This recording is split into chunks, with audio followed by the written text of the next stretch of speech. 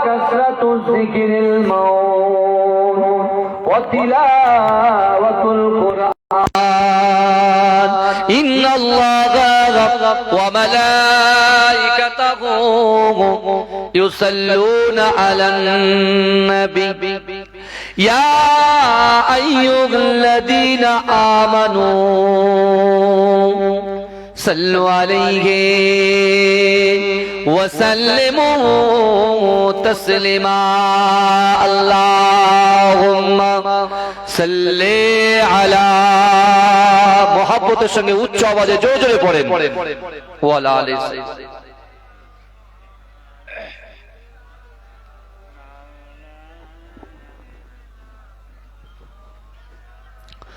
আল্লাহুম্মা সাল্লি আলা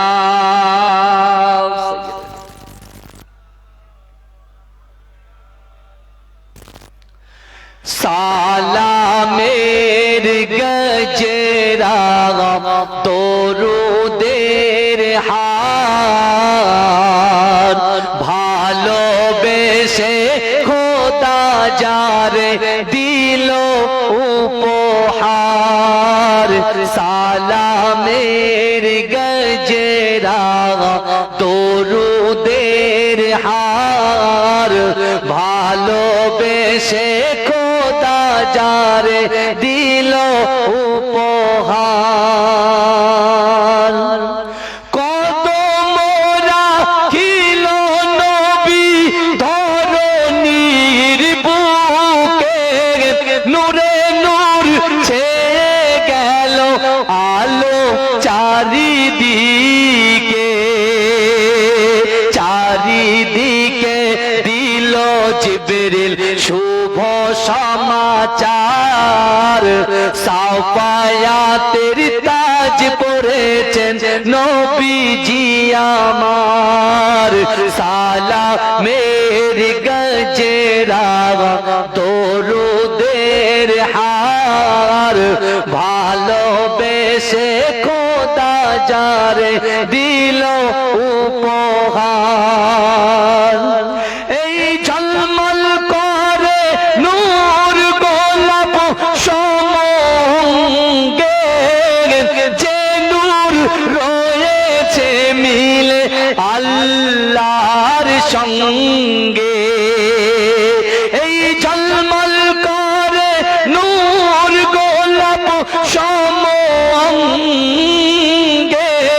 যে নূর রয়েছে মিলে আল্লাহর সঙ্গে সঙ্গে ছিল নবুয়াতের নূরেরই সরকার সাফায়াতের তাজ পরেছেন নবীজি আমার এই নবীজির ভক্ত সব নবীজির দিওয়ানা নবীজির প্রিয় উম্মত দোজখী হবে না জোরে হবে না সুবহানাল্লাহ আরে জোরে হবে না সুবহানাল্লাহ এই নবীজির ভক্ত সব নবীজির দিওয়ানা নবীজির প্রিয় উম্মত দোজখী হবে না দোজখ হতে দয়ার নবী দোজখ হতে আমার নবী করিবেন উদ্ধার সাফায়াতের তাজ পরেছেন নবীজি আমার আল্লাহুম্মা সাল্লি আলা অতিরিক্ত হচ্ছে হালকা ফাঁসি টাসি দেন বুঝতে পারছেন আর একটু পানি দেন গরম পানি একটু জিকির করুন লা ইলাহা ইল্লাল্লাহ লা ইলাহা ইল্লাল্লাহ লা ইলাহা ইল্লাল্লাহ সাল্লাল্লাহু আলাইহি ওয়াসাল্লাম নাহমাদুহু ওয়া নুসাল্লি আলা রাসূলিহিল কারীম আম্মা বাদ উপস্থিত আমার সম্মুখে বসে থাকা দিনদার ইমানদার আল্লাহওয়ালা নেককার আমার মুরব্বী বাপেরা, আমার চাচা জানেরা, আমার প্রাণ প্রিয় যুবক ভাইরা, পর্দার অঞ্চলে ধার্মিকা পর্দা নশিনা আমার আম্মা জান ও বোনেরা, মহাসম্মানিত এ গ্রামের মসজিদের যোগ্য ইমাম সাহেব, মুয়াজ্জিন সাহেব, কমিটি সাহেবান গণেরা, আল্লাহ পাক রব্বুল আলামিনের দরবারে লাখ কোটি শুকরিয়া জ্ঞাপন করি যে আল্লাহ পাক রব্বুল আলামিন আজিকার দিনেতে আমাদের মতো গুনাহগার, খাতাকার, সিয়াকার, নাচিস বান্দা বান্দিগুলোকে কিছু সময় এই জান্নাতের বাগানে কোরআন, হাদিস, ইজমা, কিয়াসের আলোচনা শোনার তৌফিক ইনায়েত করে দিয়েছেন।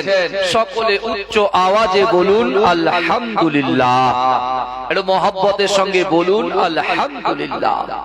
তারপর পরে শান্তির দূত, সাম্যবাদের সদাচারী, মুফাখখারে মওজুদা, ইমামুল আম্বিয়া, খাতামান নবিয়্যিন, হাবিবে লবিবে তাবিব জনাবে মুহাম্মদ মুস্তাফা, সকলে বলুন সাল্লাল্লাহু আলাইহি ওয়াসাল্লামের রওজা মুবারকে, মাজার মুবারকে কোটি কোটি দরুদ ও সালাত, সকলে বলুন সাল্লাল্লাহু আলাইহি ওয়াসাল্লাম। আজকে দিনে দীর্ঘ 1 বছর পরে এই গ্রামে আপামর জনসাধারণ, বিশেষ করে আমার ভাই ও বাবাজিরা নিয়ত করে যে জালসাটা দিয়েছেন, 1 বছর পর আজকে আমরা আবার গত বছরের ন্যায় এবছরেও সকলে সম্মিলিত হয়ে এখান থেকে কোরআন হাদিস শুনে কিছু নিয়ে গিয়ে আমল করব। এই নিয়ত নিয়ে আমাকে, আপনাকে, আমাদিগকে এই জান্নাতের বাগানে বসতে হবে। কারণ এমন একটা জালসায় এসে বসেছি, আমার রাসূলুল্লাহ সাল্লাল্লাহু আলাইহি ওয়াসাল্লাম তিনি এই জালসা এরকম ভাবে তানার জামানাতে করেছিলেন। একে একে সাহাবারা, তাবেঈনরা, তাবে তাবেঈন, আইমায়ে মুজতাহিদিন, ওলিউল সিদ্দিকিন, শুহাদা, সালিহিন অর্থাৎ আমাদের পর্যন্ত এসে এই জায়গা পৌঁছেছে। কিন্তু আমার বাবাজিরা, আজকে আমরা যে জায়গায় বসবো, আমার বক্তব্য কিছু আলোচনা আপনারা যারা শুনবেন, আমি তাদেরকে প্রথমেই বলবো যে আপনারা নিয়ত করে এই জান্নাতের বাগানে বসেন। কারণ আল্লাহ রাসূল বলছেন ইন্নামাল আমালু বিল খাওয়াতিন, প্রত্যেকটা জিনিস নিয়তের উপরে নির্ভরশীল। জোরে বলুন না সুবহানাল্লাহ। আল্লাহ পাক রব্বুল আলামিন পবিত্র কালামুল্লাহ শরীফের মধ্যে পরিষ্কারভাবে তার বান্দা এবং বান্দিকে জানিয়ে দিয়েছেন, ও বান্দা, আমি আল্লাহ আমার দয়ার নবী মুস্তাফা জানে রহমতের উপরে আজ থেকে ১৫০০ বছর আগে আমি আল্লাহ যে কোরআন আমার রাসূলুল্লাহর কাছে নাযিল করেছি, ওই কোরআনে আমি আল্লাহ স্পষ্ট ভাষায় জানিয়ে দিয়েছি, বিসমিল্লাহির রহমানির রহিম, ওয়াসারিউ ইলা মাগফিরাতিন মির রাব্বিকুম ওয়া জান্নাতিন আরদুহাস সামাওয়াতু ওয়াল আরদ উইদ্দাত লিল মুত্তাকিন। জোরে বলুন না সুবহানাল্লাহ। আল্লাহ পাক কোরআনে বলছেন, বান্দা, ওয়াসারিউ ইলা মাগফিরাতিন মির রাব্বিকুম, আল্লাহ বলছো বান্দা তোমরা অতি দ্রুত অগ্রসর হও, তোমরা কম্পিটিশন করো, অগ্রসর হও আমি আল্লাহ আমার ক্ষমার দিকে। আজকে আমরা যারা এই জান্নাতের বাগানে এসে বসেছি, বিশ্বাস আমরা বড় সৌভাগ্যবান। কারণ অনেকেরই এই জলসা কিন্তু ভালো লাগে না, অনেকের গ্রামে জলসা হয় কিন্তু এসে একটু বসে না, যদি বা বসে শুধু মনে করে যে হুজুর ভালো বলতে পারছে সেটা শুনছে, আর যেটা পাচ্ছে না সেটা উঠে চলে যাচ্ছে। তাদের নিয়ত হলো যে ভালো হুজুরের ওয়াজ শুনে বাড়ি যাব, কিন্তু না, আমাদের নিয়ত হওয়া উচিত বছরে একটা দিন রাসূলুল্লাহর মহব্বতে, রাসূলুল্লাহর ভালোবাসায় আল্লাহকে রাজি করার জন্য, আল্লাহকে খুশি করার জন্য আমাদের জিন্দেগি জীবনে রাতের অন্ধকারে দিনের আলোতে, প্রকাশ্যে অপ্রকাশ্যে, জাহিরিতে বাতিনিতে আমরা যে গুনাহ করেছি, এই গুনাহটা মোচন করার জন্য, অর্থাৎ এই জান্নাতের বাগান থেকে কিছু কোরআনের আয়াত নিয়ে, হাদিস শরীফ নিয়ে আমরা আমল করব এবং আল্লাহকে খুশি করব। এই নিয়ত নিয়ে আমাদের এই জান্নাতের বাগানে কিন্তু বসা উচিত। কথা ঠিক না ভুল? কেন অনেকে আমরা মনে করি যে যেটা হচ্ছে পরে দেখা যাবে, এখন তো সবে মাত্র আমার এই বয়সে এখন মসজিদে এসে এই জান্নাতের বাগানে এসে বসলে ভালো লাগে, মিনি মার্কেটে ঘোরাফেরা করতে হবে। কিন্তু আমার ভাই যাবেরা একটা জিনিস মাথায় রাখবেন, এই দুনিয়াতে আমরা কিছু সময়ের জন্য অবস্থান করছি। আল্লাহ পাক আমাকে আপনাকে আমাদিগকে এই দুনিয়ার জমিনে ইবাদত বندگی করার জন্য পাঠিয়েছেন। কিন্তু বিশ্বাস করুন, বর্তমানে যারা সরকারি সার্ভিস করে, ভালো করে শুনেন, যারা সরকারি সার্ভিস করে তাদের একটা নিয়ম নীতি আছে। কি নিয়ম নীতি আছে? যে ক্লাস যার জন্য নির্ধারণ করা আছে সেই ক্লাসে গিয়ে সেই টাইমটা ক্লাস করতে হয়। ভালো করে বুঝবেন, সেই টাইমে ক্লাস করতে হয়। যদি 45 মিনিট টাইম হয়, ওই 45 মিনিট কিন্তু ক্লাস করতে হয়। কিন্তু বিশ্বাস করে তার ভিতরে কোনো ফাঁকি দেওয়া চলে না। কিন্তু আমার ভাই যারা, আমার আল্লাহ পাক রব্বুল আলামিন আমাদেরকে ইবাদত বندگی করার জন্য পাঠিয়েছেন, তারপরেও আল্লাহ পাক রব্বুল আলামিন তার বান্দাকে স্পষ্ট ভাষায় জানিয়ে দিলেন, বান্দা তোমরা সকালে ফজরের নামাজ পড়ো এবং হালাল রুজি তালাশ করার জন্য বেরিয়ে যাও। জোরে বলেন। রুজি আমরা তালাশ করি কেন? আমাদের সন্তান আছে, বিবি আছে, স্ত্রী আছে, পুত্র আছে, কন্যা আছে, তাদের মুখে দুটো কি দিতে হবে? অন্ন তুলে দিতে হবে। কথা ঠিক বলছি না ভুল বলছি বাবাজি? কিন্তু আমার ভাইরা, অবশ্যই আজকে যেমন দুনিয়াটা আমাদের জন্য, আজকে দুনিয়াটা আমাদের জন্য অর্থাৎ মুমিনদের জন্য আল্লাহ জেলখানা করে দিয়েছে, কিন্তু এই যুবকেরা বিশ্বাস করো, এখন আমরা দুনিয়ার জমিনে কি কাজ করব, কি এমন আমল করব যে আমল করলে আল্লাহকে পাওয়া যাবে, রাসূলকে পাওয়া যাবে এবং এই বিনা সিরাতাল মুস্তাকিমের রাস্তায় চলে দয়ার জান্নাত পাওয়া যাবে। কারণ আমাদের সকলেরই আশা আমরা কোথায় যাব? জান্নাতে যাব, জাহান্নামে যাব, এরকম আশা আমাদের কারণ নাই। আছে নাকি? এই কথা বলেন না। আশা আছে। যে ছেলেটা রাতের অন্ধকারে গুনাহ করে, যে ছেলেটা প্রকাশ্যে গুনাহ করে, যে ছেলেটা গোপনে গোপনে আত্মগোপন করে গুনাহ করে, তার মনেও কিন্তু একটা টাইম আসে যে আমি কিন্তু দয়ার জান্নাতে যাব। কথা ঠিক না? কিন্তু আমার ভাই জানেরা, এ নবী পাকের উম্মত উম্মতিরা, এ নবী দেওয়ানারা, আমার আল্লাহ পাক রব্বুল আলামিন বান্দাকে এত মহব্বত করে, বান্দাকে এত ভালোবাসে। এ যুবকেরা, আল্লাহ পাক আমাদেরকে কেমন সফলতা দিলেন দেখেন। এ যুবকেরা, আমার আল্লাহ পাক রব্বুল আলামিন এমন একটা নবীর উম্মত করে পাঠিয়েছে। এ যুবকেরা, কাল কিয়ামতের মাঠেতে, কাল হাসরের মাঠেতে সকল নবীরা ইয়া নাফসি ইয়া নাফসি ইয়া নাফসি করবে। কিন্তু এই যুবকেরা, আমার আপনার নবী, দয়ার নবী জনাবে মুহাম্মদুর রাসূলুল্লাহ সাল্লাল্লাহু আলাইহি ওয়াসাল্লাম, আমার দয়ার নবী কিয়ামতের মাঠেতে আল্লাহর কাছে বলবে, ইয়া উম্মতি ইয়া উম্মতি। এই যুবকেরা, হে নবী পাকের উম্মত উম্মতিরা, আমার আল্লাহ পাক রব্বুল আলামিনের কাছে আমার দয়ার নবী আমাদের জন্য শাফাআত করবে। এই যুবকেরা, সেই রাসূলুল্লাহ যখন মক্কা জমিনে দ্বীন প্রচার শুরু করেছে, কোরআন প্রচার শুরু করেছে, এই যুবকেরা, আবু জেহেল, আবু লাহাব, উতবা, শাইবা, শিবা, মুগীরা, খালিদরা সকলে আল্লাহ রাসূলকে মারার জন্য চক্রান্ত করে, আল্লাহ রাসূলকে মিটিয়ে দেওয়ার জন্য চক্রান্ত করে।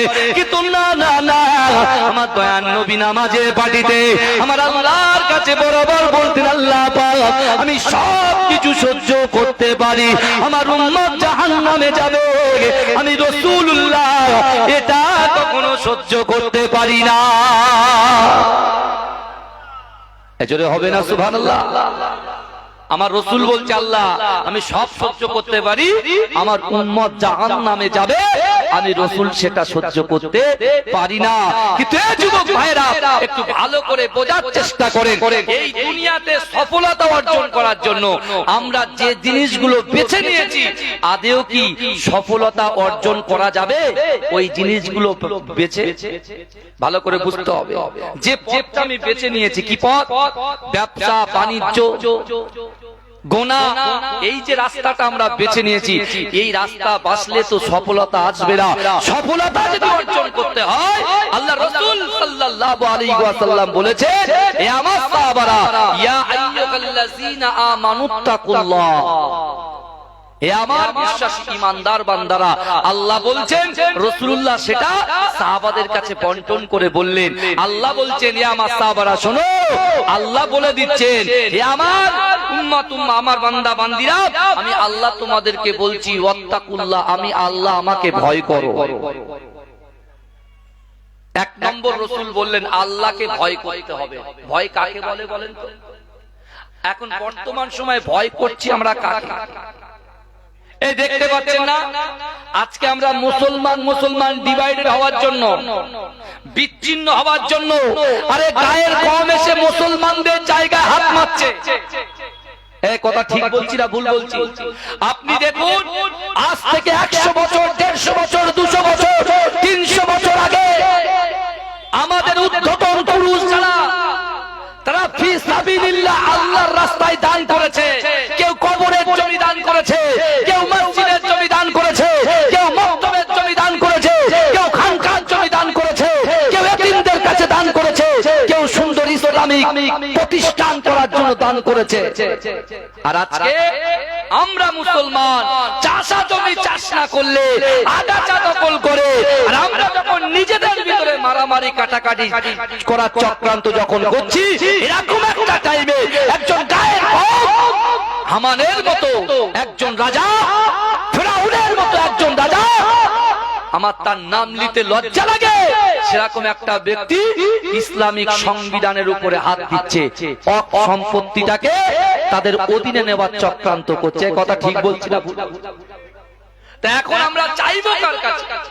আমরা তো শুধু শহীদ মিনারে ছুটছি, এই কথা শুধু শহীদ মিনারে ছুটছি, নয় করে দুটো প্রোগ্রাম হয়ে গেল, আবার 19 তারিখে একটা হবে। একটা জিনিস ভালো করে বুঝতে হবে, আজকে যদি আমরা মুসলমান, কুল্লু মুসলিমুন ইখওয়ান, একটা মুসলমান অপর মুসলমানের ভাই, এ যুবকেরা বিশ্বাস করো, এই সম্পত্তিটাকে মিটিয়ে দেওয়ার জন্য যে চক্রান্ত গায়ের কম সরকার চালাচ্ছে, আমি আপনাদের পীর আওলাদ হিসেবে বলে গেলাম, বিশ্বাস করো, আজকে আমাদের যুবক সমাজ, আমাদের মুরব্বী থেকে শুরু করে আমরা যদি মুসলমানরা এক জায়গায় হয়ে যায়, যেমন নামাজের পার্টিতে যখন দাঁড়ায়, কে গরিব, কে বড়লোক, কে আমির, কে ফকির, আমরা যাচাই বাছাই করি না।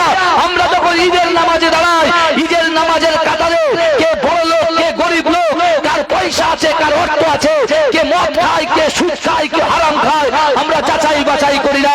কিন্তু যুবকেরা বিশ্বাস করো, আজকে যদি অকাপ সম্পত্তিটাকে আমরা সকলে সম্মিলিত ভাবে আওয়াজ তুলি, আমার আল্লাহ বলছে, বান্দা মান কানা লিল্লাহি কানাল্লাহু লাহু, যে ব্যক্তি আমার হয়ে যায়, আমি আল্লাহ তার হয়ে যায়।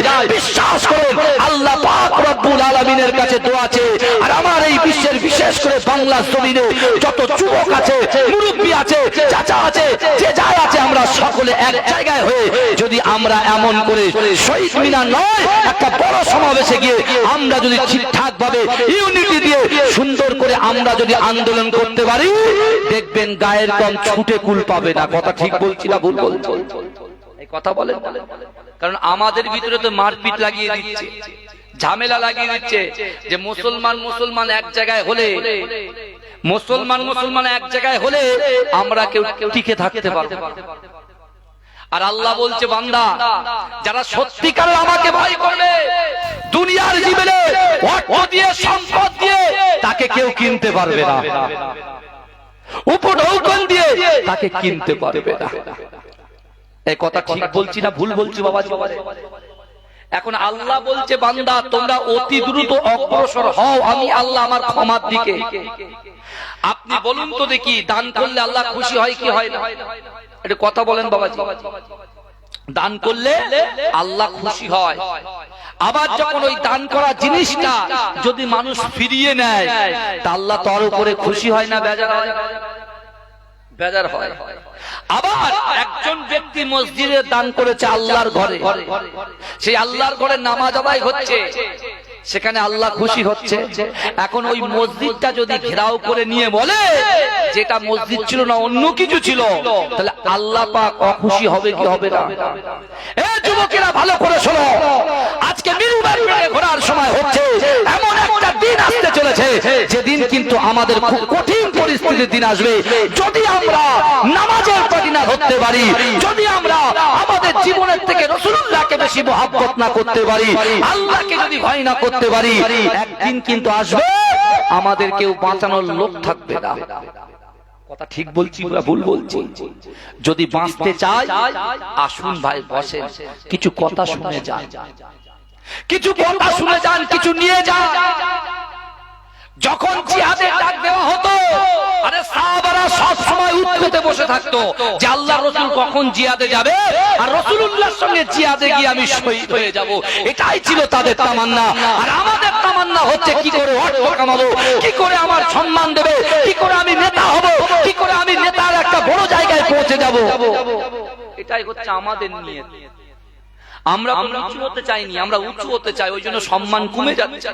যেদিন আপনি নিজেকে ছোট মনে করবেন, সেদিনকে আল্লাহ আপনার ইজ্জতটাকে বাড়িয়ে দেবে। এই জোরে বলেন ভাইজান, কথাগুলো শুনবেন।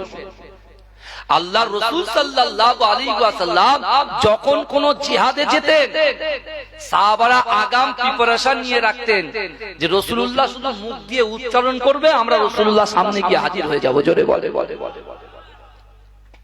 আমার ভাইরা। তাহলে আজকে আমাদের এই অবস্থা কেন? আজকে এত জলসা করছে, আমার যুবকরা কেন বসে না? মুরব্বীরা বসছে, যুবকরা বসছে না কেন? তার কারণ হচ্ছে শয়তান তাদেরকে এমন ভাবে সুন্দর করে বানিয়ে নিয়েছে যে তাদেরকে এই জান্নাতের বাগান পর্যন্ত বসতে দেয় না। কারণ ইবলিস শয়তান আমার রাসূলকে মারার জন্য যখন আবু জেহেল, আবু লাহাব, উতবা, শাইবা, শিবা, মুগিরা, খালিদ এরা যখন দারুন নাদওয়াতে বসে আল্লাহ রাসূলকে মারার চক্রান্ত করছিল, সেই সময় ইবলিস শয়তান গিয়ে এই প্রথমে বলেছিল যে মুহাম্মদকে তোমরা যদি জেলবন্দি করে দাও তাহলে হবে না, মুহাম্মদকে অন্য দেশান্তর করে দেবে তাও হবে না, কারণ মুহাম্মদ যেখানেই যাবে সেখান থেকে ইসলাম শুরু হয়ে যাবে। জোরে বলে। অর্থাৎ তাকে পুরো কি করে দিতে হবে? মেরে ফেলতে হবে। এখন কথা হলো, আজকে যারা গায়ের কম, বিশেষ করে যারা বিশাল ক্ষমতা কেন্দ্রে বসে বসে হাত চালাচ্ছে, জনগণের টাকা নিয়ে, জনগণের মাল সামান নিয়ে যারা হাত চালাচ্ছে, আমি তাদেরকে বলতে চাই, বিশ্বাস করেন একটা জিনিস মনে রাখবেন, আমার আল্লাহ যদি কোনো বান্দার পাশে থাকে, দুনিয়ার কোন শক্তি সেই বান্দাকে ক্ষতি করতে পারবে না। কথা ঠিক না ভুল? আপনি মিলিয়ে নেন, আপনি মিলিয়ে নেন। আমার রাসূলকে মারার চক্রান্ত করেছিল, পুরো বাড়িটা ঘিরে ধরেছিল। এ যুবকেরা, আর ঈমান দেখেন কাকে বলে? আমাদের ঈমান মুখে বলছি লা ইলাহা ইল্লাল্লাহ মুহাম্মাদুর রাসূলুল্লাহ, 5 ওয়াক্ত নামাজ গ্যাপ, মুখে বলছি লা ইলাহা ইল্লাল্লাহ মুহাম্মাদুর রাসূলুল্লাহ। খানকায় যখন কোন জিকিরের মজলিস হচ্ছে, দেখা যাচ্ছে সব 70 বছরের ঊর্ধ্বে, 50 বছরের ঊর্ধ্বে, কারণ আমার 17 থেকে 30 বছরের ছেলেদেরকে খুঁজে পাওয়া যায় না। আমরা মুখে বলছি লা ইলাহা ইল্লাল্লাহ মুহাম্মাদুর রাসূলুল্লাহ, কিন্তু আপনি দেখেন ঠিক ঠিক জায়গায় আমার যুবকরা ব্যর্থ। কিন্তু হ্যাঁ, যুবকরা যখন বড় গর্জনের একটা সমাবেশ তৈরি হয়, আমার যুবকরা কিন্তু আর থাকতে পারে না। ওরা হয়তো নামাজ পড়ে না, ঠিকঠাক রোজা রাখতে পারে না, হয়তো খারাপ খারাপ সঙ্গের সঙ্গে যুক্ত, কিন্তু বিশ্বাস করুন যখনই কোনো ডাক আসে তারা কিন্তু ছুটে সব ধর্মতলায় চলে যায়।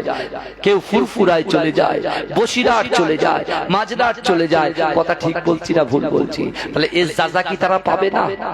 এই কথা বলেন না আমার ভাইজানেরা, এ নবী পাকের উম্মতিরা, এ নবী দেওয়ানারা, বিশ্ব নবী রাসূলুল্লাহ সাল্লাল্লাহু আলাইহি ওয়াসাল্লাম মদিনার মসজিদে নববী শরীফে সর্বপ্রথম যখন গিয়েছিলেন, ও যুবকেরা, আল্লাহ রাসূল সাল্লাল্লাহু আলাইহি ওয়াসাল্লামের একজন সাহাবা, এ যুবকেরা, যার নাম হচ্ছে ওমর ইবনে জামু।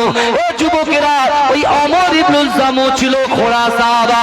এ যুবকেরা খুঁড়িয়ে খুঁড়িয়ে হাঁটতেন বাবা। এ যুবকেরা, ওই ওমর ইবনে জামু আল্লাহর রাসূল মক্কা থেকে আসবে, আমার দয়ার নবী রাসূলুল্লাহ যখন মক্কার জমিন থেকে মদিনার জমিনে আসবে, ওই ওমর ইবনে জামু কি করেছিলেন জানেন? সে নিয়ত করেছিল, না না না, আল্লাহর রাসূল যখন আসবে আমি রাসূলুল্লাহর হাতে হাত দিয়ে কলেমা পড়ে মুসলমান হয়ে যাব। এজন্য বলে কারণ মক্কাতে রাসূলুল্লাহর উপরে অত্যাচার হচ্ছে, মদিনায় কিন্তু অনেক সাহাবারা যারা রাসূলুল্লাহকে মহব্বত করত, ভালোবাসতো, তারা কিন্তু মদিনায় বসে বসে রাসূলুল্লাহর জন্য অপেক্ষা করত। জোরে বলে কখন আমার দয়ার নবী মুস্তাফা আসবে, জোরে বলুন। কিন্তু আমার ভাইরা একটা সুন্দর দিকে আমার দয়ার নবী মুস্তাফা সাল্লাল্লাহু আলাইহি ওয়াসাল্লামের চরিত্রটা দেখেন, ক্যারেক্টার দেখেন, আমার রাসূলুল্লাহর স্বভাব দেখেন, গুণ দেখেন, গুণ। মক্কা থেকে আবু জেহেল, আবু লাহাব, আবু সুফিয়ান এদের পেশারে রাসূল যখন বেরিয়ে আসলেন আল্লাহর হুকুমে যখন আসলেন, আর এই সময় আল্লাহর রাসূলের হাতে হাত দিয়ে বাচ্চা যুবক সাহাবা হযরত সালাবা, মাত্র 16 বছরের সাহাবা, সে রাসূলুল্লাহর হাতে হাত দিয়ে কলেমা পড়ে মুসলমান হয়েছে। জোরে বলে মাত্র 18 বছরের সাহাবা হযরত তালহা রাদিয়াল্লাহু তাআলা আনহু আল্লাহর রাসূলের হাতে হাত দিয়ে কলেমা পড়ে মুসলমান হয়েছে। জোরে বলে। আর একজন ব্যক্তি তার বাড়ি মদিনা শরীফ থেকে অনেক দূরে, সে এক পায়ে ভর করে খুঁড়িয়ে এই ওমর ইবনুল জামু এই সাহাবাটা আল্লাহর রাসূলের কাছে এসে অঝর নয়নে কাঁদতে বলছে, ইয়া রাসূলুল্লাহ, বহুদিন প্রতীক্ষায় ছিলাম, আমি সব সময় আল্লাহর কাছে বলতাম, আল্লাহ আমার মৃত্যু দেবেন না যতক্ষণ রাসূলুল্লাহর হাতে ছোঁয়া না পাবো। জোরে বলে। আমি প্রথমে বলেছি ইন্নামাল আমালু বিল খাওয়াতিন, প্রত্যেকটা জিনিস নিয়তের উপরে নির্ভরশীল। ভালো করে বুঝবেন কথা। রাসূলুল্লাহ মক্কা থেকে মদিনায় চলে এসেছে, এইবারে মক্কার লিডার যারা বড় বড়, তারা যখন দারুন নাদওয়ায় বসে আছে, আর মক্কার যুবকগুলো এবার লেগে গেছে, খচে গেছে। মক্কার যুবকগুলো খচে গিয়ে বলছে, আব্দুল্লাহর বেটা মুহাম্মদ মুস্তাফা সাল্লাল্লাহু আলাইহি ওয়াসাল্লাম মক্কার জমিনে যখন হেঁটে হেঁটে যেত, আমাদের যদি মনটা খারাপ হতো তার মুখের দিকে তাকাতাম, আমাদের মনটা চাঙ্গা হয়ে যেত। জোরে বলে। আমাদের সঙ্গে কারুর যখন ঝগড়া লেগে যেত, সাথে সাথে তিনি মিডিলে এসে এত সুন্দর কিছু কথা নসিহত করে দিত, আমাদের ঝগড়া ছেড়ে দিয়ে ভাতৃত্ব একজনের হাতে আর একজনের হাত দিয়ে আমাদের মীমাংসা করে দিত। জোরে বলে। মক্কার জমিনে এরকম কোন লোক খুঁজে পাইনি, হয়তো মুহাম্মদ সাল্লাল্লাহু আলাইহি ওয়াসাল্লামকে নবী বলে মানেনি, আল্লাহর নবী বলে মানেনি, কোরআনকে মানেনি, কিন্তু তার প্রতি একটা অগাধ বিশ্বাস ছিল। কারণ আমরা আমাদের আমানতটা তার হাতে জমা রাখতাম। আমাদের অর্থ সম্পদ গুলো আজকে আমরা না আবু জেহেলের কাছে রাখতে ভয় পাই, আবু সুফিয়ানের কাছে রাখতে ভয় পাই, আবু লাহাবের কাছে রাখতে ভয় পাই, কারণ এরা কথা দিয়ে কথা রাখতে পারে না। আমি আমার যে সম্পত্তি, আমার যে অর্থ, সেই অর্থগুলো আমি কার হাতে তুলে দিই? বিশ্বনবী মুস্তাফার হাতে তুলে দিই। কারণ সেই মুস্তাফা কখনো ওয়াদা বেখেলাফ করতো না, যেটা কথা দিত সেই কথাটাই রাখতো। জোরে বলবেন না? আল্লাহর রাসূলের আদর্শ যদি আমাদের আদর্শ হয়ে যায়, আল্লাহর রাসূলের আদর্শ যদি আমাদের আদর্শটা হয়ে যায়, রাসূলুল্লাহর আদর্শটা যদি আমরা নকল করতে পারি, বিশ্বাস করেন দুনিয়ার জমিনে আমার আপনার আর কোনো অভাব থাকবে না। জোরে বলে, অভাবই থাকবে না। কিন্তু আজকে আমরা রাসূলুল্লাহ সেই আদর্শটাকে ফলো করতে পারছি না। আমার ভাইজানেরা, হে নবী পাকের উম্মতিরা, হে নবী দেবানারা, বিশ্ব নবী রাসূলুল্লাহ যখন মদিনায় চলে আসলেন, হে যুবকেরা, মক্কার ওই সকল যুবকেরা বলছে, না না, আবু জেহেল, আবু লাহাবরা আল্লাহর রাসূলকে মারার জন্য তার ঘরটা যে ঘিরে রেখেছিল, তার ঘরটাকে এমন করে দড়িয়ে দেওয়ার চক্রান্ত করেছিল। কিন্তু না না না, সেই মুহাম্মদ মুস্তাফার হাতে আমাদের রেখে যাওয়া আমাদের অর্থ সম্পদগুলো তার কাছে গচ্ছিত রাখা আছে, আমরা সেটা কোথায় পাবো? মুহাম্মদ তো এমন করে মদিনায় চলে গেছে। যুবকেরা, হে নবী পাকের উম্মতিরা, আল্লাহর রাসূল কেমন আমানতদার ছিলেন দেখেন। আমার দয়ার নবী রাসূলুল্লাহ তার সাহাবা আলীকে ডাকলেন, ও বাবা আলী, আমি রাসূলুল্লাহ, আমার সঙ্গে তুমি একটু সাক্ষাৎ করো। আলী হুজুর রাসূলুল্লাহর সামনে হাজির। আল্লাহ রাসূল বলছে, আলী, না না না, আজই খবর হয়েছে আমার মক্কা থেকে থেকে মদিনায় চলে যেতে হবে। ও আলী তুমি শোনো, মক্কার যুবকগুলো, মক্কার মুরব্বিগুলো আমি রাসূলুল্লাহকে মহব্বত করে ভালোবেসে তাদের গচ্ছিত সম্পদগুলো আমি রাসূলুল্লাহ আমার কাছে আমানত হিসেবে রেখেছে। না না না, তারা তো আমাকে বিশ্বাস করে না ঠিকই, কিন্তু আমার উপরে তারা ভরসা করে। না না না না না, ও আলী শোনো শোনো, আমি রাসূল যখন বেরিয়ে যাব সকালবেলা তারা চিন্তায় পড়ে যাবে। না না না, ও আলী শোনো, আমি রাসূলুল্লাহ তাদের ওই গচ্ছিত সম্পদগুলো তোমার হাতে তুলে দিলাম, আর তুমি ওই গচ্ছিত সম্পদগুলো সুবে সাদেকের সময় সকালবেলা যখন হবে তাদেরকে ডেকে ডেকে ডেকে ডেকে এই মালগুলোকে বন্টন করে দেবে। যুবকেরা, আলী হুজুরের ঈমান কত মজবুত ছিল। যুবকেরা, আমার আম্মা জানো বোনেরা, একটু ভালো করে বোঝার চেষ্টা করেন আলী হুজুরের ঈমানের কত পাওয়ার ছিল। আল্লাহ রাসূল বলেছিল, আলী না না না, আজকে রাতের বেলা কাফেররা কিন্তু আমার ঘর ঘিরে ধরবে, যে কোনো মুহূর্তে আমাকে কতল করার চেষ্টা করবে, কিন্তু না না না, আমি রাসূলুল্লাহ তো আমার বেড়ে থাকবো না, আমার জায়গায় তোমাকে থাকতে হবে। ওই সময় আলী বলেছিল, ইয়া রাসূলুল্লাহ হাবিবাল্লাহ, না না না, আমি আলী আমার জীবনের থেকে আপনাকে বেশি মহব্বত করি। ইয়া রাসূলুল্লাহ হাবিবাল্লাহ, আমি মরতে রাজি আছি। না না না, কিন্তু আপনার অসম্মান হবে এটাতে আমি কখনো রাজি নয়। এজন্য বলে গায়ের কম কিন্তু আমার রাসূলকে অসম্মানিত করছে, আর আমরা শুধু ছেড়ে দিই। সেই স্ত্রী শুয়ে রয়েছে আর ডাকাত ডাকাতি করে, বুঝলেন, ডাকাত ডাকাতি করে চলে যাচ্ছে। তাই স্ত্রী বলছে, জানো তো আমি দেখছিলাম। বলে কি দেখছিলে? বলে কেন, আমার মাথার কাছ থেকে চাবিটা নিয়ে চোর চুরি করছে, আমি দেখছি। দাঁড়াও আর একটু কি করে দেখি। এরকম দেখতে দেখতে দেখতে তো ও যেরকম দৌড়ে পালাবে তাকে জাগে। আর আমরা বলছি দাঁড়াও এখনো সময় আছে, আমরা ইউনিটি এক জায়গায় হব হব হব হব, এরকম করতে করতে সব যখন হয়ে যাবে সব শেষ। কথা ঠিক না ভুল? এখনো আমাদের সজাগ হতে হবে।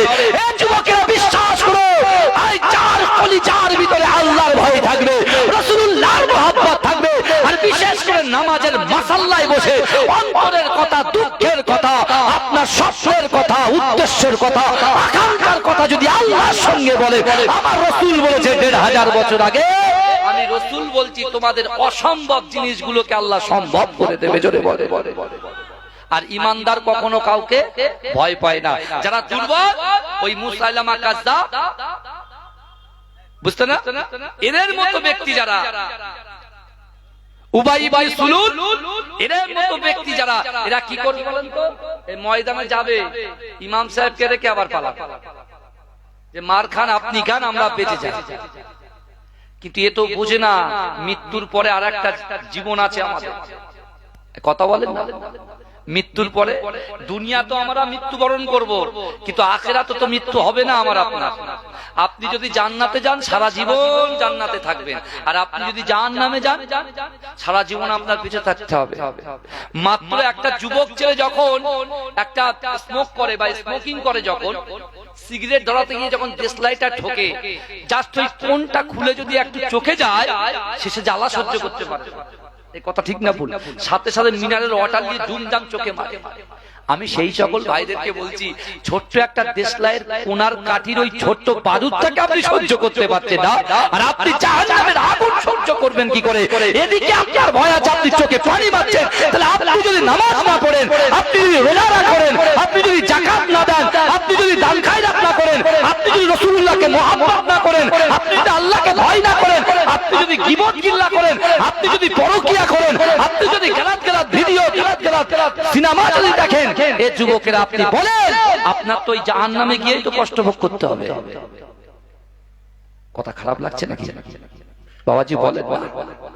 আল্লাহ পাক রব্বুল আলামিন বলছেন, বান্দা ইন্নাল্লাহা লা ইগাইয়িরু মা বিকওমিন হাত্তা ইগাইয়িরু মা বিআনফুসিহিম। আল্লাহ বলছে, বান্দা তোমরা যে জাত, যে কওম নিজে পরিবর্তন হবার চেষ্টা করে না, আমি আল্লাহ ওই জাতি, ওই কওমকে কখনো যেন পরিবর্তন ঘটাই না।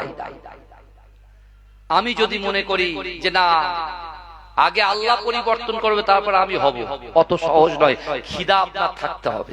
ক্ষুধা যদি থাকে আল্লাহ সাহায্য আসবে, কারণ আল্লাহ আমাদেরকে কতটা ভালোবাসে দেখেন। এই যুবকেরা বিশ্বাস করো, কোরআনের সাথে বন্ধুত্ব করো, কোরআনটা খুলে দেখো।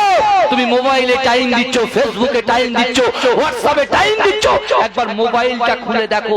আল্লাহ পাক রব্বুল আলামিন কোরআনটা খুলে দেখো। আল্লাহ বলছো বান্দা শোন, আমি আল্লাহ বলছি ওহুয়া মাকুম আইনামা কুনতুম, বান্দা তোমরা যেখানে আমি আল্লাহ সেখানে। জোরে বলে, জোরে বলবেন না। মুমিন বান্দা আল্লাহকে ছাড়া কাউকে ভয় পায় না। আর যদি আল্লাহকে ভয় করে, আমরা তো সব থেকে বড় আনন্দদায়ক জিনিস কি হবে, কাল কিয়ামতের মাঠে আমার রাসূলুল্লাহ হাত ধরে দয়ার জান্নাতে নিয়ে যাবে। এই শর্তটা তার পূরণ হয়ে যাবে। জোরে বলে, শর্ত কি? আল্লাহকে ভয় করতে হবে, রাসূলকে মহব্বত করতে হবে, আর নামাজের পাটিতে নিজের মনের কথা, নিজের অন্তরের কথা আল্লাহর সঙ্গে শেয়ার করতে হবে। কথা ঠিক বলছি না ভুল বলছি? আলী হুজুর, আল্লাহ রাসূল কি করলেন? মালগুলো দিয়ে চলে আসলেন। আলী হুজুর বলছে ঈমান দেখেন। আল্লাহ রাসূল বলে গেছে তুমি মদিনায় গিয়ে আমার সাথে সাক্ষাৎ করবে। আলীকে রাসূলুল্লাহ জবান দিয়ে এই কথা বলেছে, তুমি মালগুলো বন্টন করে দিয়ে মদিনায় গিয়ে সাক্ষাৎ করবে। আলী হুজুর তখন বলছে, যখন কাফেররা তাকে ঘিরে ধরেছে, বহু কথা, কাফেররা যখন ঘিরে ধরেছে তখন বলছে আলী তুমি ভয় পাচ্ছ না? ভয় কিসে? আল্লাহ রাসূল জবান দিয়ে যে কথা বলে আসমানের উপরে আল্লাহ কবুল করে নেয় না। আল্লাহ রাসূল জবান দিয়ে বলেছে আলী মাল বন্টন করবে, মদিনায় গিয়ে আমার সঙ্গে সাক্ষাৎ করবে। যতক্ষণ পর্যন্ত আলী মক্কা ছেড়ে মদিনায় রাসূলুল্লাহর সামনে গিয়ে হাজিরা না দেবে, ততক্ষণ পর্যন্ত তোমরা মারা তো দূরের কথা, আজরাইল পর্যন্ত আমার জান কবজ করার সাহস পাবে না। জোরে বলে, এই ছিল তার ঈমান। জোরে বলা যাবে? তাকবীর দিন দিন নারে তাকবীর, নারে তাকবীর, দরুদ শরীফ আল্লাহুম্মা সাল্লি আলা।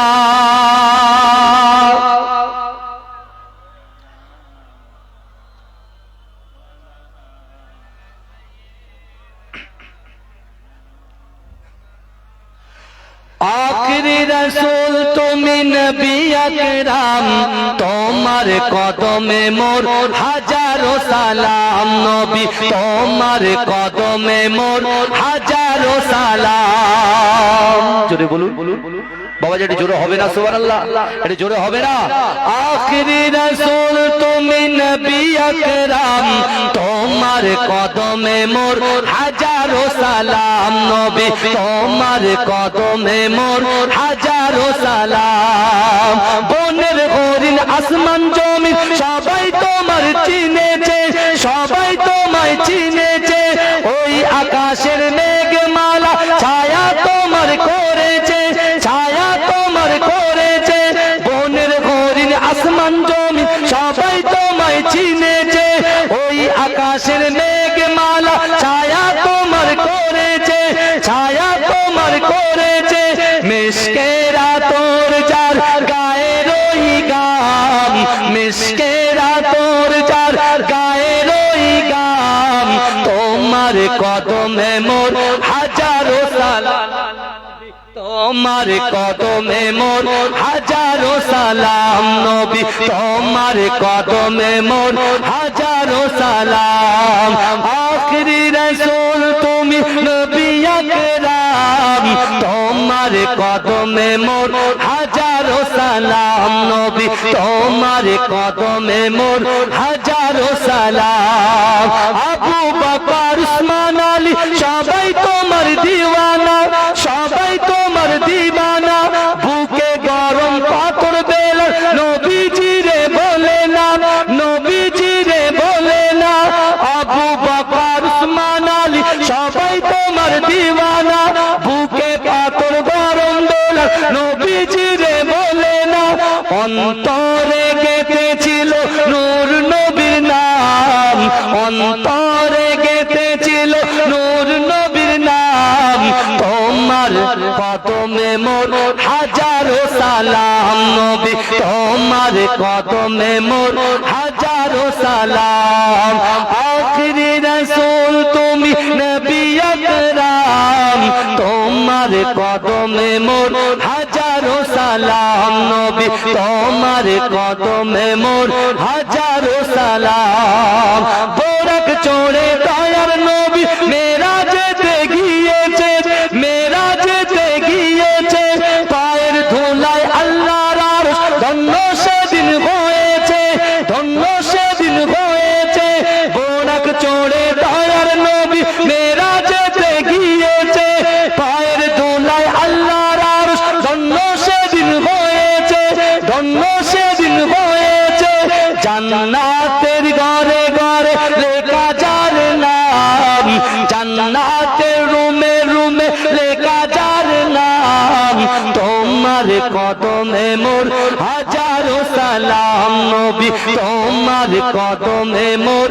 হাজারো সালাম নবী তোমার কদমে মোর হাজারো সালাম আখিরি রাসূল তুমি নবী আকরাম তোমার কদমে মোর হাজারো সালাম পাথর কাকর জাগার প্রেমে কলেমা দরুদ পড়েছে কলেমা দরুদ পড়েছে মুচকে হাসি দেখে কত বিমানে মানে নেছে মুচকে হাসি দেখে কত বেদিনী মানে নেছে বেদিনী মানে নেছে আমার নবীর সেই মধুমাখা নাম তোমার কদমে মোর হাজারো সালাম নবী তোমার কদমে মোর হাজারো সালাম আল্লাহুম্মা সাল্লি আলা কমিটির ছেলেরা কেউ আছে? এসে তো উঠে গেলেন, একবার দেখা করো আমার সাথে। এসো আমার কাছে এসো, দরুদ শরীফ পড়েন আল্লাহুম্মা।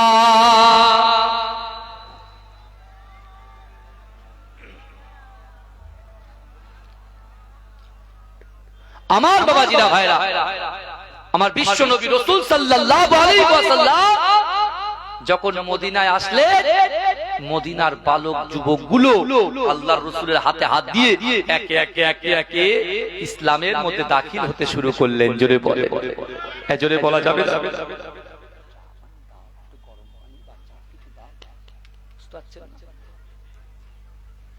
আমার বাবাজিরা, এখন বিশ্ব নবী রাসূলুল্লাহ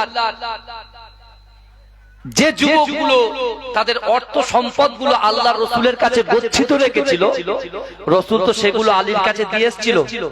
তাতে তারা মুক্ত হয়ে গিয়ে তারা একটা দলবদ্ধভাবে গিয়ে আবু জেহেলের বাড়িতে গিয়ে অ্যাটাক করা শুরু করে দিয়েছে। কি বলছে? যে না, আজকে আব্দুল্লাহর বেটা মুহাম্মদকে আবার পুনরায় মক্কায় ফিরত আনতে হবে। বলে কেন?